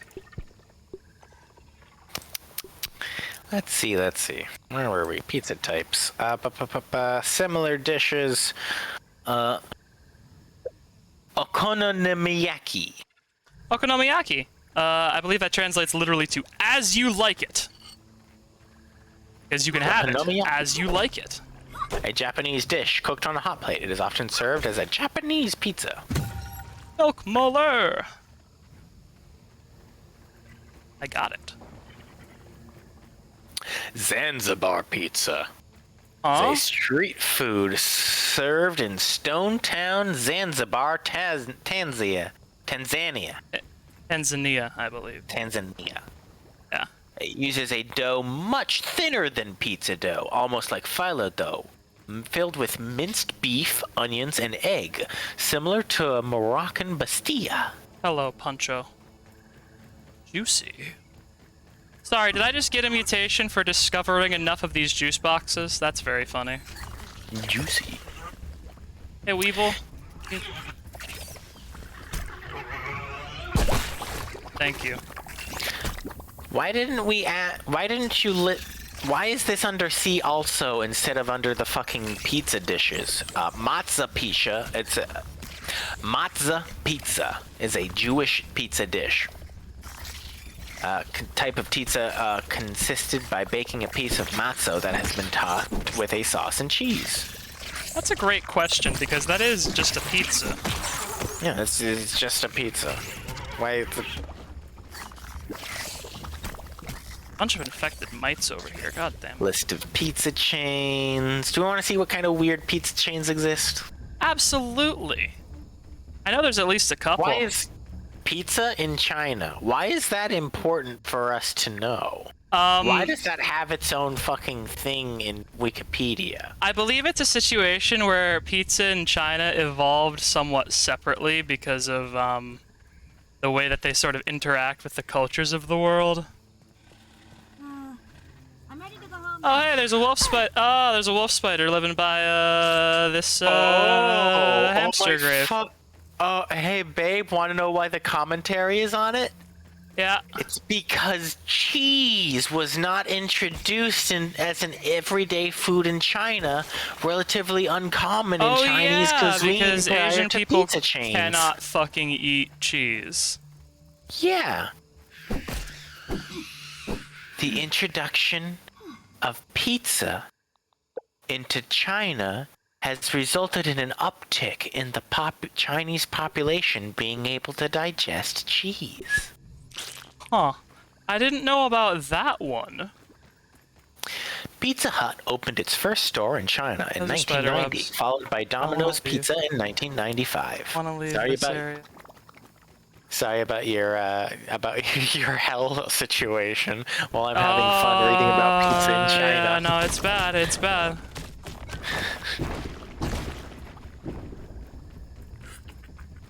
Okay. I'm alright. Let's see. The Domino's simply entered the market.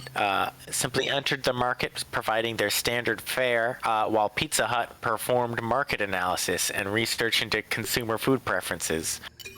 With planning and research, Pizza Hut was successful in its endeavors, opening over 1,300 stores in the country, while Domino's was rather unsuccessful, with under 40 stores in I'm China gonna die. in 2014. Oh fuck. Yeah, hey, Wolf Spider, you fucking prick. Okay. I'm surprised Wolf Spider isn't dying due to poison. Yeah, no, that appears to be a weed killer and nothing else. Anyway, you were saying? Let's see. Domino's lack of success in the Chinese markets has been attributed with the chain's fare of lacking appeal to Chinese consumers not having sit-down restaurants. Domino's stores were takeout and delivery only, and with the large size of the company's pizzas, which made them difficult for consumers to eat while walking or hanging out on the street. I wouldn't say that a Domino's pizza is that hard to eat while hanging out on the street, but what the fuck do I know?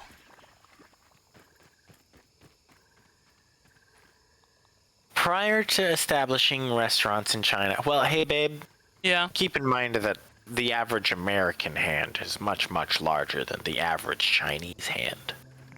I suppose that's fair. Literally, they just didn't portion down their serving sizes. Just exact same. Prior to establishing restaurants in China, Pizza Hut management was told by experts that many Chinese consumers do not like cheese and may not be able to digest it. The company's management was also informed that tomato is not a culinary ingredient in China. Per these factors, Pizza Hut was warned that Chinese consumers would not eat pizza. In response to this, Pizza Hut modified their pizza recipes, using less tomato sauce and cheese and including indigenous ingredients which were agreeable to Chinese consumers, such as tuna, crab sticks, soy sauce, chicken, and corn. As they say, nobody out-pizzas the Hut. The company also created new pizzas for the Chinese market, such as the homemade sweet and creamy, which resembles apple turnovers, and the Thousand Islands dressing pizza, which lacks tomato sauce. The homemade sweet and creamy sounds like something that they would try in America for like 5 minutes and everyone would shit a brick about how gross it was and we would get rid of it even though it's actually really good. Yeah, pretty much. As of 2014, Pizza Hut had over 1,300 stores in China, with a particularly strong presence in Shanghai. Huh. I like how Pizza Hut just kind of took it as a fucking challenge when they were told that Chinese people don't like pizza. It's like, oh yeah? Well, they haven't had my pizza. Currently, Fuck Yum you. Brands owns Pizza Hut has over 2,000 stores in China, and Domino's has over 200 with plans to open 1,000 by 2025. God damn. Looks like Domino's finally fucking pulled their heads out of their asses and realized what they need to do if they want to fucking catch up in the Chinese pizza market. Why am I invested in this all of a sudden? I am also actually shockingly invested in the Chinese pizza market right now. We have Mr. Pizza is a South Korean pizza restaurant chain that has 7 stores in China in 2005. It has around 28 stores today. Today being the 2022 that we are currently What streaming happened? to. What did they do to Mr. Pizza? God damn it. No, the Mr. Pizza is increasing in power. Oh, Just slowly. I thought you. I thought. I misheard. I thought you said that he was decreasing, and I was like, what the fuck did they do to my guy? Papa John's had been in China since 2009, but Boo! sold a portion of their franchise in 2018. Ooh, more like Papa Racism because he loves racism and being racist. Boo! Fucking Whoa! Pizza Factory is a U.S. pizza restaurant chain that has some stores in China. Pizza Corner is a former pizzeria franchise chain that had a presence in China and Hainan Island, China, particularly in the capital city of Haikou. The company was acquired by the Indian subsidiary of Papa John's. Whoa! Oh. Whoa, go fuck yourself. Supermarket pizza. A number of supermarkets sell pizza by the slice that is made in their deli section. It may be prepared using a salad dressing, much like a Miracle Whip, rather than cheese. Ew. Toppings often include What hot the dog Christ? What the Christ? Hot dog bits and ranch, huh? That's unacceptable. Some of these pizza slices actually look pretty good. Hot dog slice and ranch. These ones don't have ranch. They just have hot dog slices. Okay. You're on thin fucking ice, if I'm being honest. See also Kong Yu Bing. Also known as excuse me? scallion pancakes or green onion pancake. Oh. That actually sounds okay. It sounds like, a more aromatic okonomiyaki, really. Unlike Western pancakes, it is made from dough rather than batter. It is pan-fried, which gives it crisp edges and a chewy texture. Many layers make up the interior, contributing to its chewy texture. Variations exist on the basic method of preparation that incorporate other flavors and fillings. Served as both a street food and as a restaurant dish. Yeah, I mean, it's probably not that. Again, it sounds like it's probably something close to okonomiyaki. I like that the fucking images in Wikipedia for this is just some guy pulling his fucking scallion pancake apart to show you the filling. Oh! Like, very obvious, just like someone took some pictures in their fucking apartment and were just like, yeah, this is a fucking scallion. Yeah, no, And I love Wikipedia reference photos because for a lot of subjects, like, the people taking the Wikipedia reference photos are they're the only people who are taking them because they're a Wikipedia editor and that's just what they do with their time. So half of them are you have a lot of these really professional looking, really well curated photos that are yes, the picture of the palace at Leeds, and it's this regal photo of the fucking palace at Leeds or whatever the fuck, and then you have these reference photos that are just these incredibly front lit, super washed out, super blown out photos of the top of a man's head, and it's a typical bald man. Or, there's fucking this picture, which is some dude fucking hulking apart some poor piece of dough, and it's these are the insides of a similar pancake, peeled to reveal internal structures.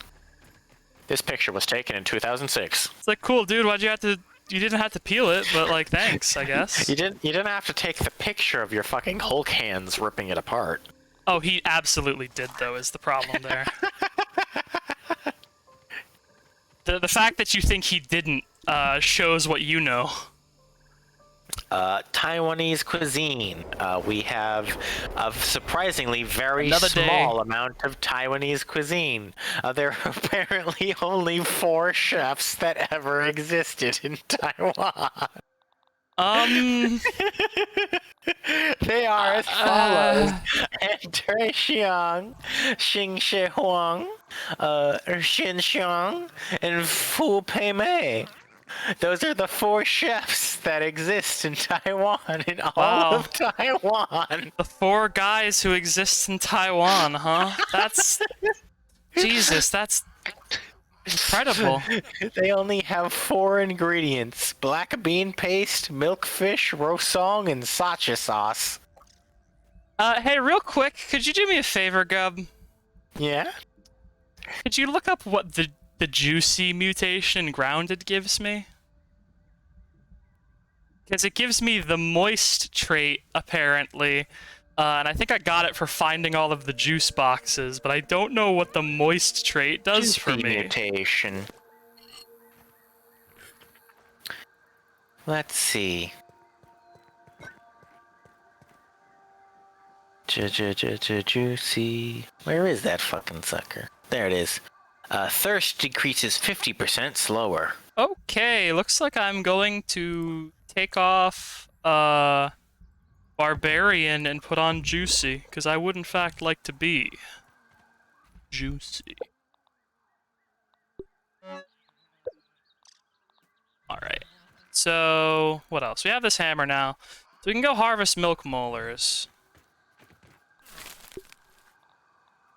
Probably eventually actually do that hedge lab that Burgle told me to do. I don't want to. Let's see. For the snacks, there's actually quite a few different varieties of snacks. They've got Aiju jelly. They've got bakwa. What's Aiju jelly? Aiju jelly, also known as oishio or ice jelly, is jelly made from a creeping fig found in Taiwan. Huh. Why is it a creeping fig? Does the fig move? It is made from the seeds of the Okutsang creeping fig, a member of the fig family, sometimes grown near betel nut palms, which the fig climbs. Ah, that is why they are creeping. The jelly is not commonly made or found outside of Taiwan, Malaysia, or Singapore, though it can be found bought fresh in specialty stores in Japan and canned in Chinatown. Huh. So if we want some Aiju jellies, we're going to have to go down to Chinatown. I don't even know if Seattle has a Chinatown. Just any of them? There's so many Chinatowns. There's a lot of Chinatowns. I wonder if there is a Chinatown China, built for American tourists. Let's see. If I were to crash the ship into the Earth temporally, what Please don't do city that. would I land on closest? I'm not doing it. I'm just doing a quick thought experiment. You were thinking about it pretty hard. I was thinking about it pretty hard, I will admit. But I am just trying to find out which city would be closest to us and whether or not they'd have a Chinatown. Oh, that's the middle of the ocean. How many aphids is that? Okay. You know, So I don't think Chinatown, middle of the ocean. I don't think we would be near any Chinatowns if we were to crash the ship into the Earth, no matter how slowly we took it. That's so good I don't to think know. we'll be doing that. Let's see. Back to Aiju jelly. We can make some Aiju jelly if we want. So is it just a specific type of fig jelly? Fruits of the creeping fig resemble large fig fruits the size of small mangoes. That's a lovely What the little. hell? That's a lovely size comparison. That you're is giving an me here. enormous fig. The fig grows from flowers pollinated by the Webusa pumile, which is a family of fig wasps, as you do. Figs are not vegan. Congratulations, figs and fig wasps. I love your fucked up little relationship that you've got going on there. True love is what a fig wasp has with a fig. I mean, I would have true love as well if I knew that it was simultaneously the ultimate fuck room and also the place that I was destined to die. Oh, babe. That's sweet.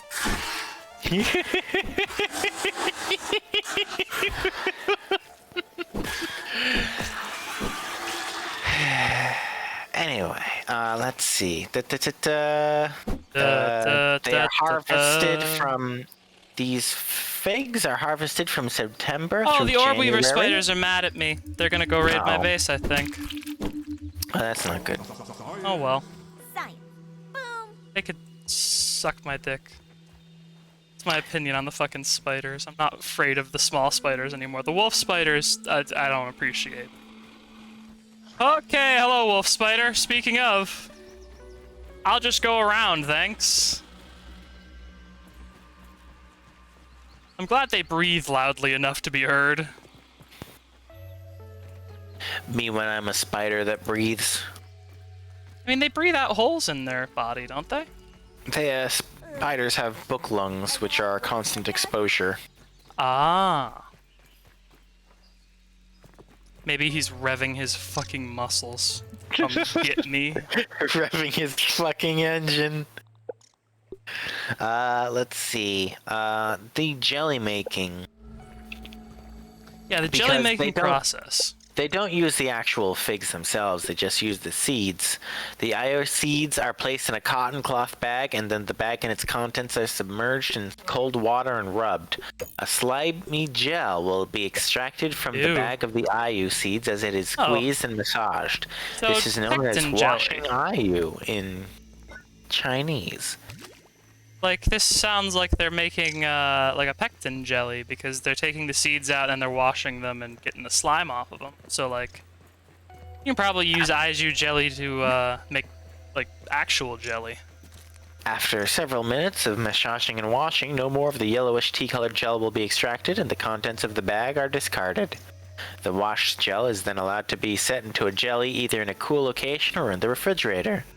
One must keep in mind certain things when making IU jelly or else the gel may not set. 1. There may not be any grease in the container or water used to set the gel.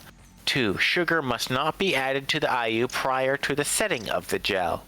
Huh. 3. Distilled water must not be used since the gelling depends on the presence of minerals in the water. And then 4. During the washing, the seeds must not be rubbed so hard as to rupture their shells. Water will slowly seep out of the jelly after some time after it sets and will turn back into a liquid over the course of several days. So you're just gently massaging a bag full of seeds to extract, like, their pectin and general flavors. Oh. Chemistry. The gelling agent of IU seeds is pectin. Hey! Yep, that is the connective tissue. It's present in most of the seeds and just like fibers that are available in fruit. When you make like jams and jellies, raspberries are really good for making jam a lot of the time because they have those sort of like external seed things, and those have a lot of pectin in them for their size. See also, grass jelly. Grass jelly, also known as leaf jelly or herb jelly, is a jelly-like dessert eaten in East and Southeast Asia. It is created by using Chinese mesona, a member of the mint family, and has a mild, slightly bitter taste. Yep. It is served chilled with other toppings such as fruit or in bubble tea and other drinks. I've had it in bubble tea. Sold It's very in good. Asian supermarkets. There's also a Cassiope album named Mint Jams. They are a Japanese fusion funk band. In Taiwan, grass jelly is known as xianchao and is used in various desserts and drinks. It can sometimes be added to boba drinks and shaved ice. Shave ice. Well, it depends on where it's from. It's only shave ice if it's Hawaiian. Okay. Let's see. Shaved ice is a large family of ice-based desserts made of fine shavings of ice or finely crushed ice and sweet condiments of syrups. Usually, the syrups are added after the ice has been frozen and shaved, typically at the point of sale. However, flavoring can be added before the freezing. The dessert is consumed worldwide and in various forms and waves. Shaved ice can also be mixed with large quantities of liquid to produce shaved ice drinks. Many shaved ices are confused with Italian ice, which is derived from a similar Italian dessert known as gratina. However, Italian ice, known as water ice, often has the flavoring, other ingredients incorporated into the sugar water before it is frozen. Shaved ice, especially highly commercial shaved ice, is often flavored after the ice has been frozen and shaved. Snow cones are an example of shaved ice that is flavored after production. Sorry, I'm just trying to think of where this lab could be, because I'm getting a lab signal off my bracelet. But Americas, North America and Caribbean. In Canada and most of the contiguous United States, shaved ice, known commonly as snow cones, is a consistent of crust-up shaved ice toppings. In Hawaii, known as Hawaiian shave ice or just shave ice, is resembling East Asian version of shaved ice with condensed milk, adzuki beans, or mochi balls often added as toppings, while a scoop of vanilla ice cream is common at the bottom of the cone. yep. That's good. In Mexico, as well as some Spanish-speaking communities in the southwestern United States, Texas, and California, a finely shaved and syruped ice is called a raspa or raspado. Oh, those fuckers are fucking delicious. If you ever have the option to get a raspado, fucking take it. Other things I can highly recommend, the Hawaiian version of Spanish deep-fried donuts, malasadas. Oh. Yeah, those are fucking good. It's weird how you have so many fucking cultures where they're just like, oh, you fry a dough? Okay, we're just gonna do it better, though. Is the thing. We're gonna make it better. You know your thing? We're making it better. Classic Mexican flavors, including leche, sweetened milk with cinnamon, picosito, which is lemon and chili powder, camoy, which is fruits in a chili sauce, known as camoyada, cucumber, guanabana, guava, which is what I had. Guava was really nice. And then pistachio and tamarind. You don't like guava, I genuinely think you're wrong as hell. Like, guava's good. I fucking really like what the fucking Puerto Ricos have. Puerto Rico, the Puerto Ricans have the piragura, which are made in pyramid shapes. They are named piragura because they are made in a pyramid shape, and agua means water in Spanish. They are literally like, this is a full fucking cup of like a standard like glass. And then it has another like entire like cup's length worth of ice pyramided on top of it. And That's really funny. The entire thing is like colored that soaked with the fucking syrup color, like absolutely soaked with it. It looks really good. I want it in my mouth. Most Puerto Rican snow cone vendors use street snow cone carts instead of fixed stands or kiosks, which makes sense because they are often found on the streets and attract many customers. Gotta go places, yeah. Lives in that nasty hole. Hello, larva. Oh, that's nice. Piraguro has its own little fucking piece, consisting of shaved ice and covered with fruit-flavored syrup, sold by vendors known as piragureros, from small, traditionally brightly colored push carts offering a variety of flavors. Besides Puerto Rico, piragueras can be found in mainland areas of the United States with large Puerto Rican communities, such as New York and Central Florida.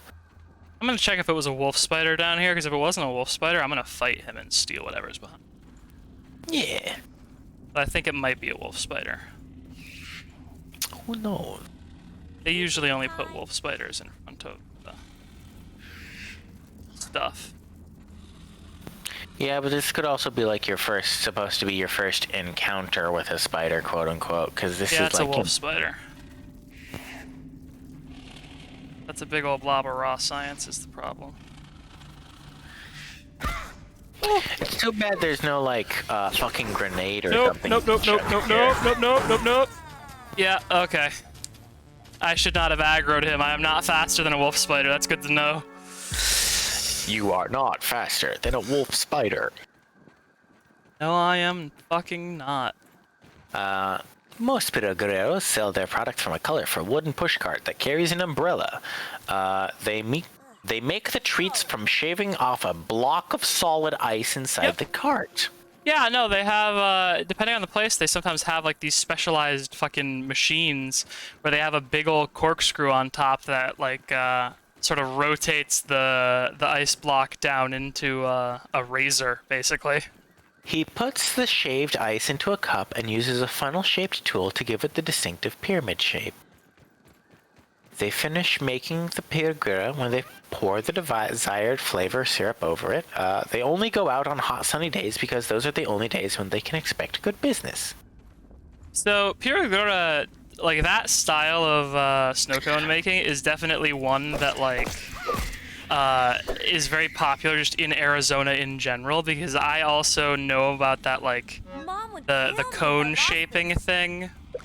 Unlike the typical American snow cone, which is often eaten with a spoon, the piragura is eaten straight out of the cup or sipped through a straw. Yep. So yeah, it looks like a lot of Arizonan snow cone tendencies are sort of borrowed from the Pieragura. Because like when I was getting snow cones from even like corporate places, they would very frequently like have the little cone tool, and they'd give you like a spoon straw, basically. Let's see. Okay, so got that other milk molar. I have this hammer. Now that I have the ability to actually get fungal growths without dying, I can make a bomb. So I think my last goal for this stream is I'm gonna get my ant armor. I'm gonna go pull that on. I'm gonna go steal eggs from the ants again. What other varieties of shave ice exist? In Bolivia, they are known as shika shika, where the ice is collected from the nearby mountains. I assume for the sound of grating ice, if I had to guess. I would guess so as well. Respardos in Colombia and Venezuela. In Costa Rica, there are granzeados or copos. They have ice cream on top. Or more correctly, when they have ice cream on top, they're called Churchills. Why? Because it's traditionally vanilla ice cream. And he's a white bald bastard. Are you kidding me? We got the white boy surprise? We got the delicious white boy surprise? A delicious white boy surprise. Just lick Winston Churchill's bald head. No, I don't think I will. No, that's one of the few things you could not pay me to fucking do. In El Salvador, they are known as minutas. In Guatemala, granzeada, which is chopped with condensed fruit and milk. Peru, they're raspadilla, which is often confused with remalada. How are they different? They're confused with one another. Well, I clicked cremalada, and cremalada brought me to a page that was entirely In Spanish? in Spanish. There is, however, a very helpful picture that has revealed to me that the difference between the two is that one is just shave ice, and the other one is shave ice that has been mixed with a milkshake. Ah. So, the Dairy Queen Misty Freeze versus the Dairy Queen Misty Slush. Yes. Oh, God. Let's see. I hate The that that's most my common frame of flavors- reference for that. The most common flavors are pineapple and strawberry, but can be served with berry juice, passion fruit juice, and purple corn juice. Purple. Purple corn, or purple maize. Oh, okay. It is common in Peru, made by boiling ground purple corn kernels with pineapple, cinnamon, clove, and sugar. That sounds like it could be okay. Or deeply weird. I'm gonna go with it sounds like it could be okay. I'm imagining a distinctly like fruity with like slightly cornbread buttery after. Yeah, no, that would be good. Can't waste food. Let's see. Some vendors grind the ice from a block or device with a spoon with a blade-like razor at one end, Yeah! while others have the ice already ground and stored in a cooler. In Brazil, they're known as raspa raspa. I love how many of these are just like, yeah, it's the noise they make when they walk around. What the fuck do you want? Vendors grind the ice from a block with a device or spoon with a blade-like razor at one end. Common flavors, though which can be combined, include strawberry, coconut, bubblegum, grape, mint, passion fruit, and tutti frutti. Yeah, it's the Crunch Crunch Man. We call him that because he brings us the Crunch Crunch. What do you fucking want? In Taiwanese cuisine, it is known as shopping, and it is topped with canned fruits and syrup and condensed milk. Ooh. one The of canned the- fruit syrup specifically sounds good. It is one of the oldest variants of shave ice treats. It Oh. originated from China in the 7th century. I guess China locationally is close enough to the Arctic that if anyone was going to like be able to get shaved ice, it would be them, huh? In Japan, the ice is known as kakigori and is topped with fruit-flavored or plain syrup. Some shops provide more colorful varieties with 2 or more different syrups. Kakagura was also a healing item in Ghostwire Tokyo. Some coffee shops serve it with ice cream, dango, and red bean paste. That sounds good. Again, like, all of this stuff sounds quite nice. In Korea, the shaved ices are known as bingsu. The variety topped with sweetened red beans is called pat bingsu, which, you know, pat just means red bean. So, yeah, the red bean. Well, shit, there sure do be a red bean on this. Thanks for letting me know this, Wikipedia. This is very important information, actually. That red really do bean. Alright.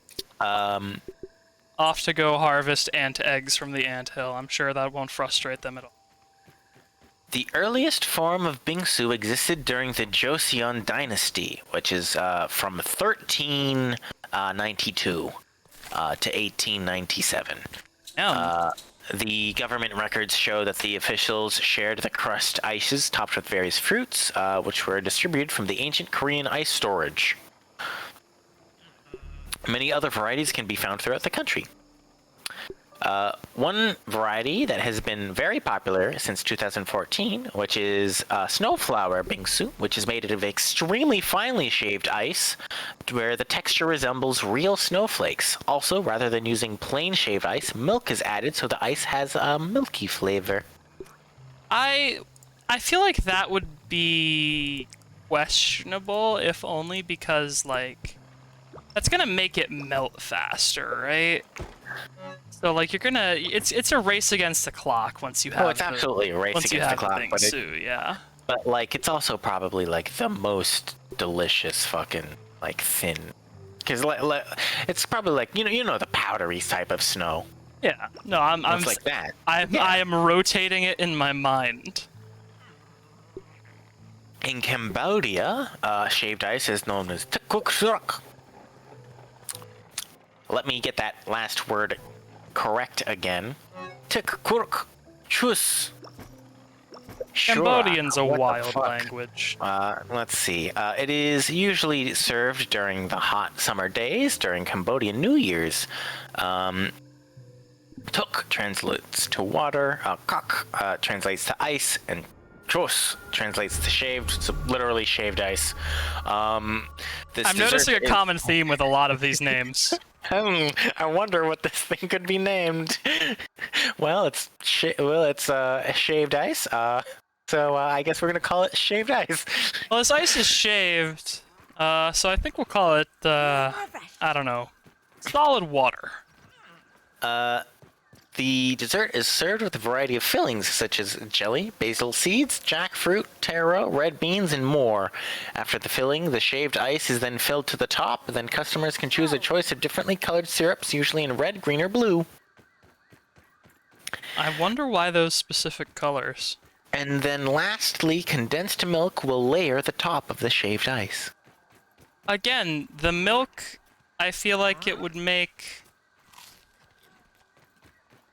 it melt faster. Well, it's condensed milk specifically. The condensed milk is heavy. Yeah, that's true. Yeah. That stuff's gonna glop through there real quick. Let's see. In Malaysia and Singapore, it is known as ice kasang.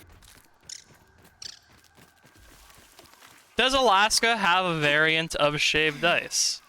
Let's see.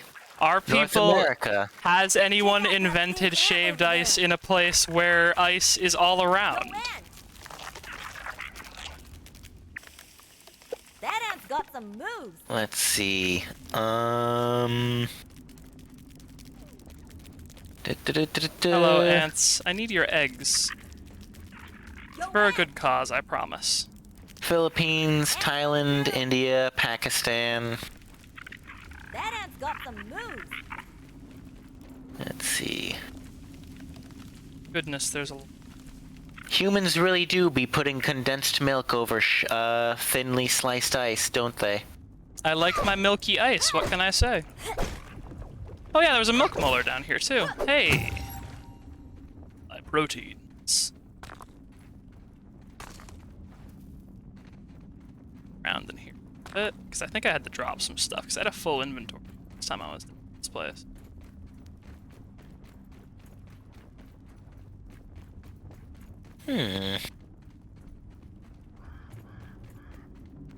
No Alaskan shave ice?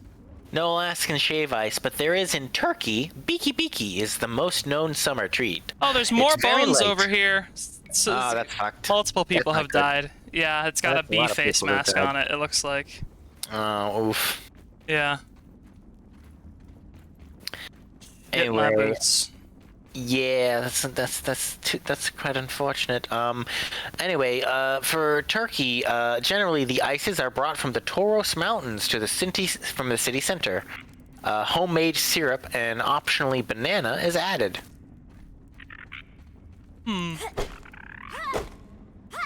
Banana sounds like it would be kind of gross because it would get like wet. Then you'd have like banana flavored water on like the very end. No, I can't do it. In Israel, shaved ice is known as barat, which is Hebrew for hail, following the Spanish grazidio.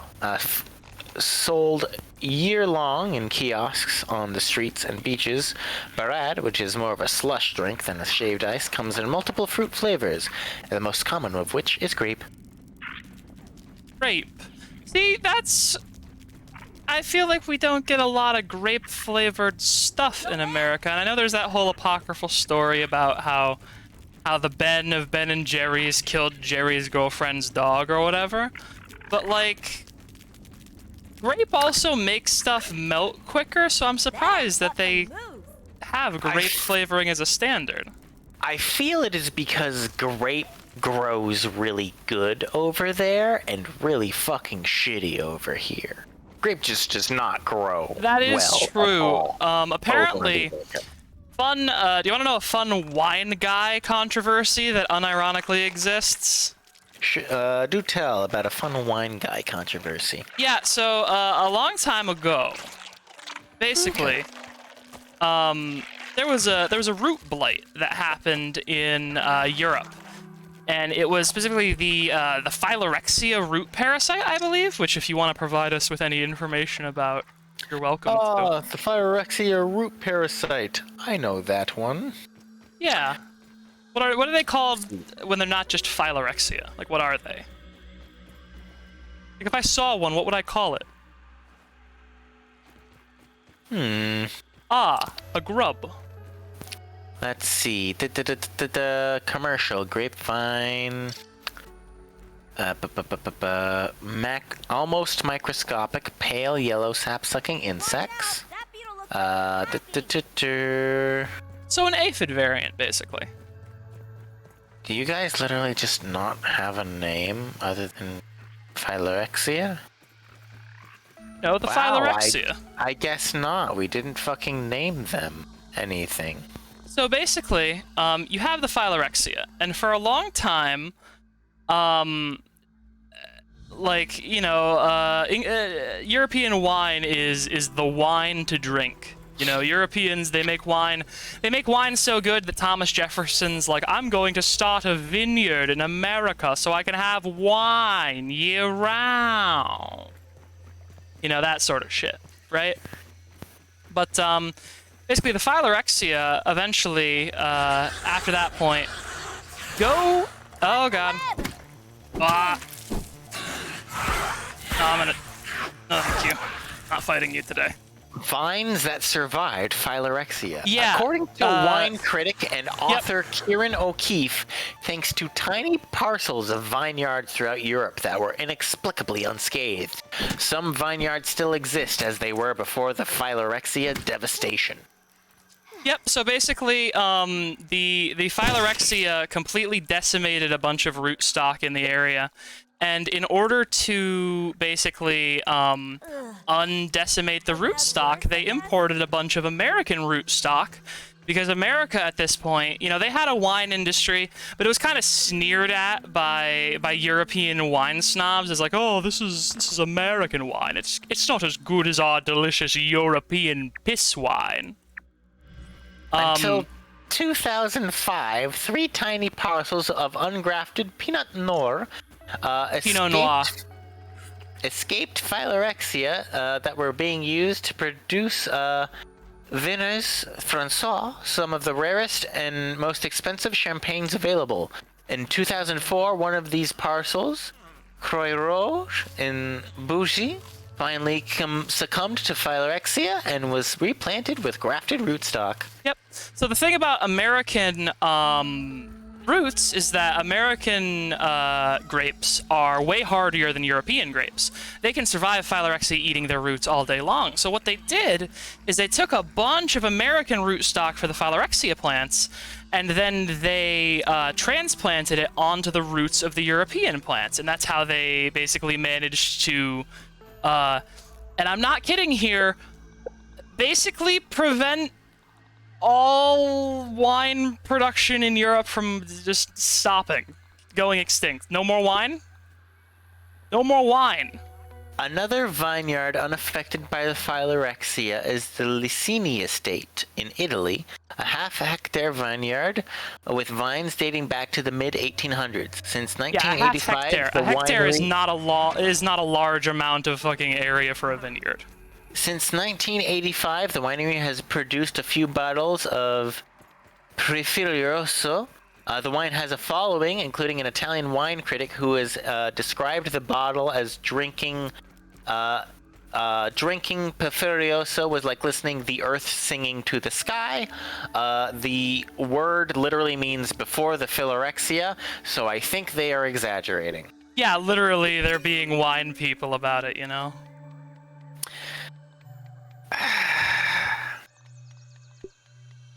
But at the same time, I do understand them on some. Well, no, I don't, because it's the same fucking plant. The variety hasn't changed. So what they say is apparently the rootstock being different just it makes it different. It makes it different because the roots. If it were something like the banana stalk, where the entirety of the human banana stalk went extinct and we literally had to supplant it with a entirely different type of banana that has a different flavor profile. Yeah, shout out to how we just had to do that. A different banana. That one is understandable because that is straight up a different plant altogether. In this Gross case, Michelle banana. it's not even that. It's a different plant. It's the same plant. It just has not even all entirely different roots. Some different roots that are hardier in order to make it so that way it can continue to live. So they don't get utterly fucking decimated by the parasites that they cannot treat. Large swaths of vineyards on the slopes of Sicily's volcano also remain free of phylorexia. That's probably because they're in a concentration of clay and volcanic soils. Hey, Didymacetus Earth, get out of here, insects! You're not welcome. I'm in your organs. The surface water from the heavy bouts of rain seals the soil so perfectly that it imprisons the insects, effectively drowning them before they are able to thrive.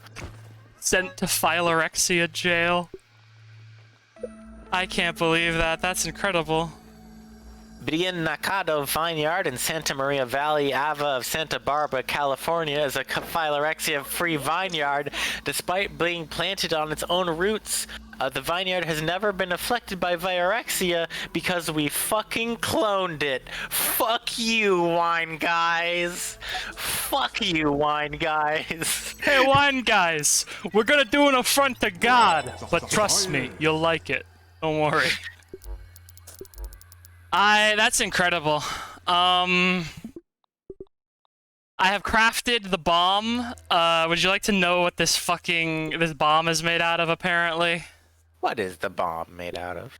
Fungus, dry grass, and a single, ant grub. Yeah.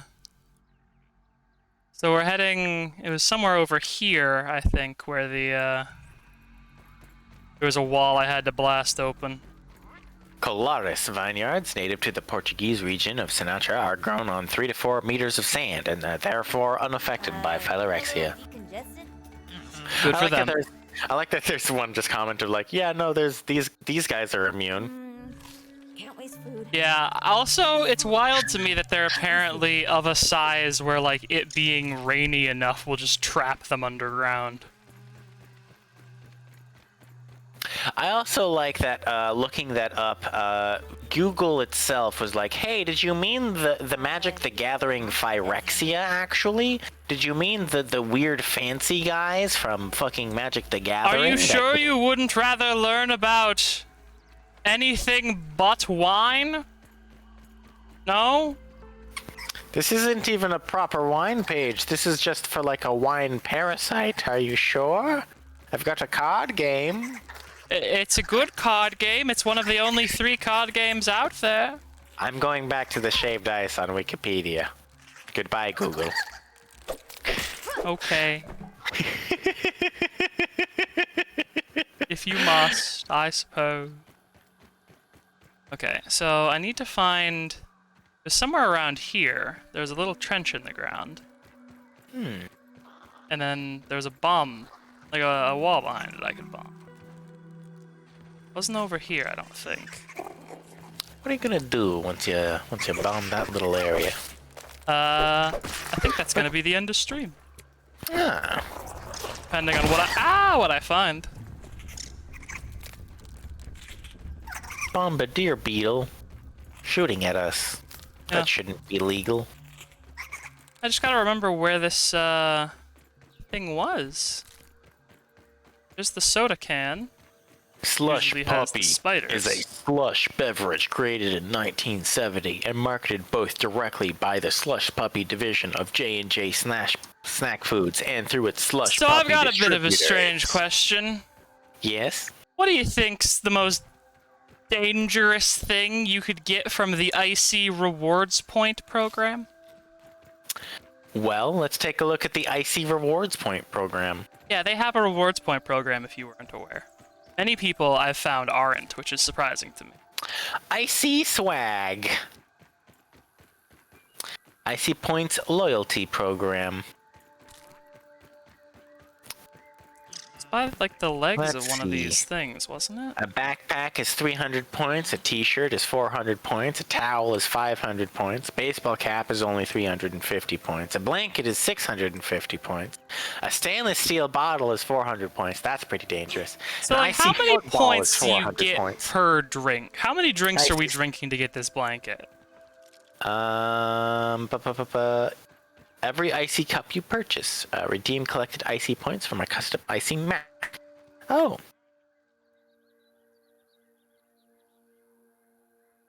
Dang it. Icy soccer ball. That tastes What's really this good. thing? Icy swag. My science detector won't turn on.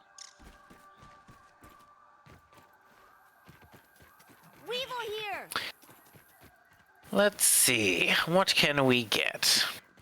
We could get into a blanket, a beach towel, a t-shirt, a stainless steel bottle, a baseball cap, a drawstring bag, a soccer ball, a football, a soccer ball, or a playground ball. Uh-oh. Oh, there we go.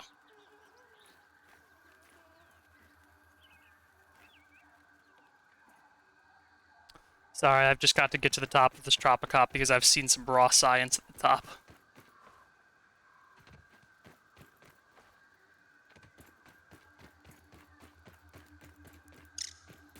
Let's see. How many points per icy is apparently 1 point is 0.01 inches, according to Google, which is not helpful whatsoever. On the flip side, Do you drink your slushies by the inch? Science in the house. Because I do. It's very efficient. It's helped a lot with water rationing.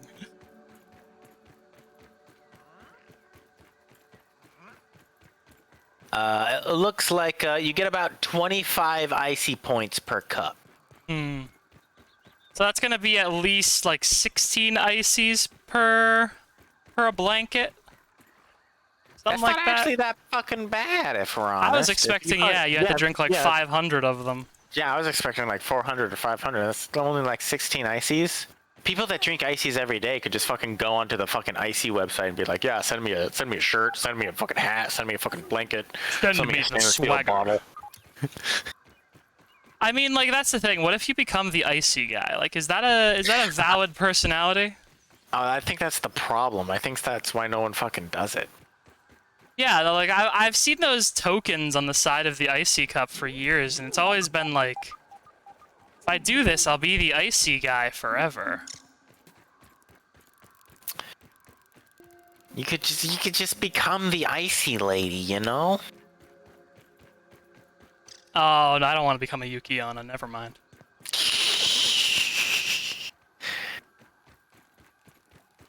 Okay, it's around here somewhere. I figured it would be underneath the big rock. Hi, mate. One of these big rocks. Bye, mate. Ah, here it is. I'm gonna save. So if I waste this bomb, because I don't know how the throw mechanics work, I can just reload. Woo! Yuck. Goopy. Safety first. Another rock further in. Oh, no. That's just waiting for that rock to clear, yeah. Alright, brittle quartzite. That's good. That's upgrade for weapons. And I need to get a one-handed weapon so I can fight inside of anthills and stuff.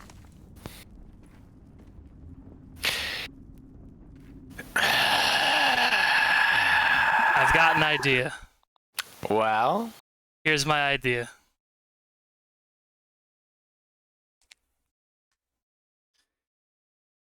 I will show you my idea. Are you ready?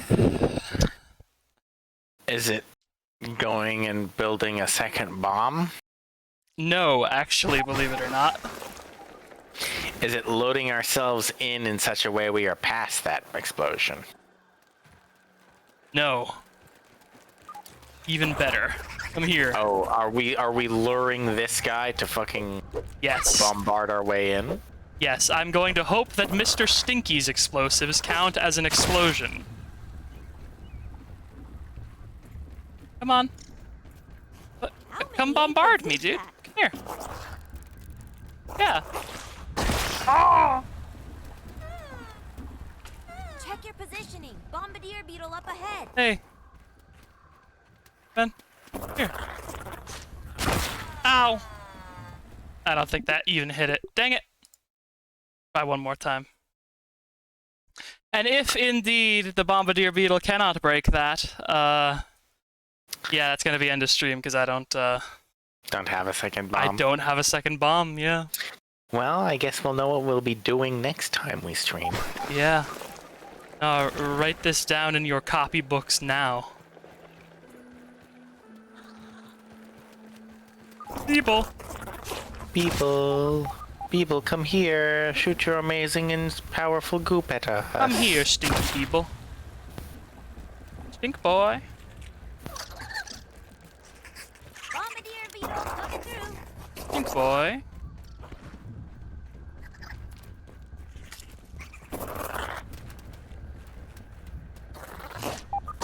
Ow. Can you path around that rock, please? Bombardier beetle coming through. Ow. Stinkos don't path too well. Yeah, it's because they like to keep range. Here, Stinkos.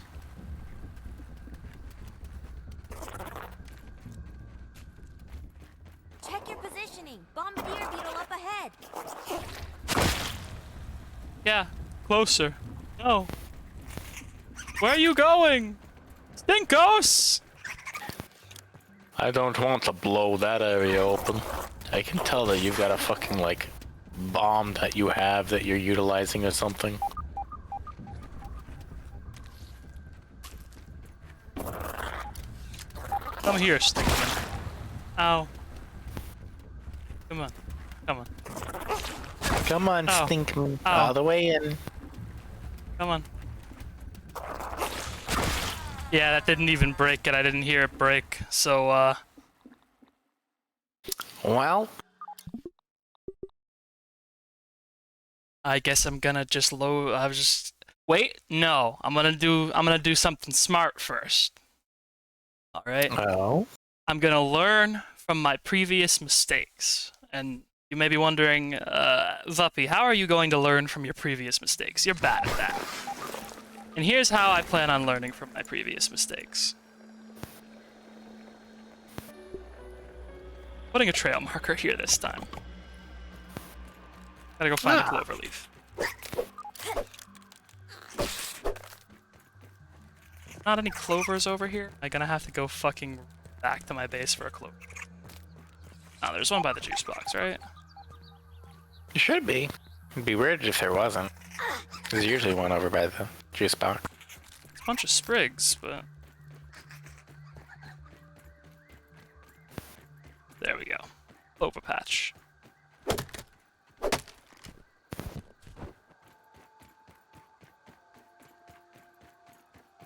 Then that way, I won't get fucking lost.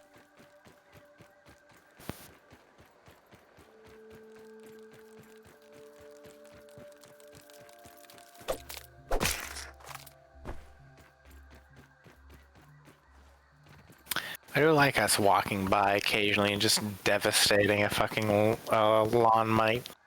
Someone has to, because they are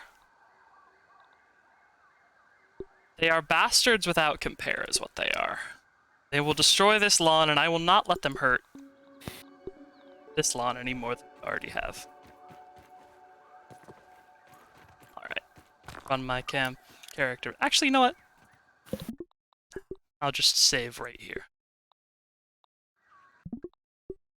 Do we have anything we want to say to the people? Any closing thoughts? Any closing pizza types? We've gone over all of the pizza types, I'm afraid. But we do, however, have a lovely different variety of ice that we have. Yeah. Which is that's not a variety of shave ice. That's a brand. You can tell us about one more variety of shave ice. Very well. This variety of shave ice is from the Philippines, and it's called Halo Halo. And it's usually topped with flan. Like, just an entire flan? Halo Halo, which consists of shaved ice topped with sweetened beans and fruits, flan, nata de coco, which is coconut gel. Yeah, I know and about ice nata de cream. coco. Huh. I guess the ice there is to keep the flan and the coconut jelly cold. Huh. Well, I guess that's... Some authors specifically attribute it to the 1920s and 1930s Japanese immigrants due to the proximity of the now defunct insular ice plant. Huh. Well, everyone, I hope you all learned something today. I feel like I certainly learned something about shave ice. Do you have any last thoughts before I cut our audio and send them to monitor the ibis? Yeah, ibises can't eat shaved ice. Yeah, it's why they're so sad all the time. Good night, everyone. Good night.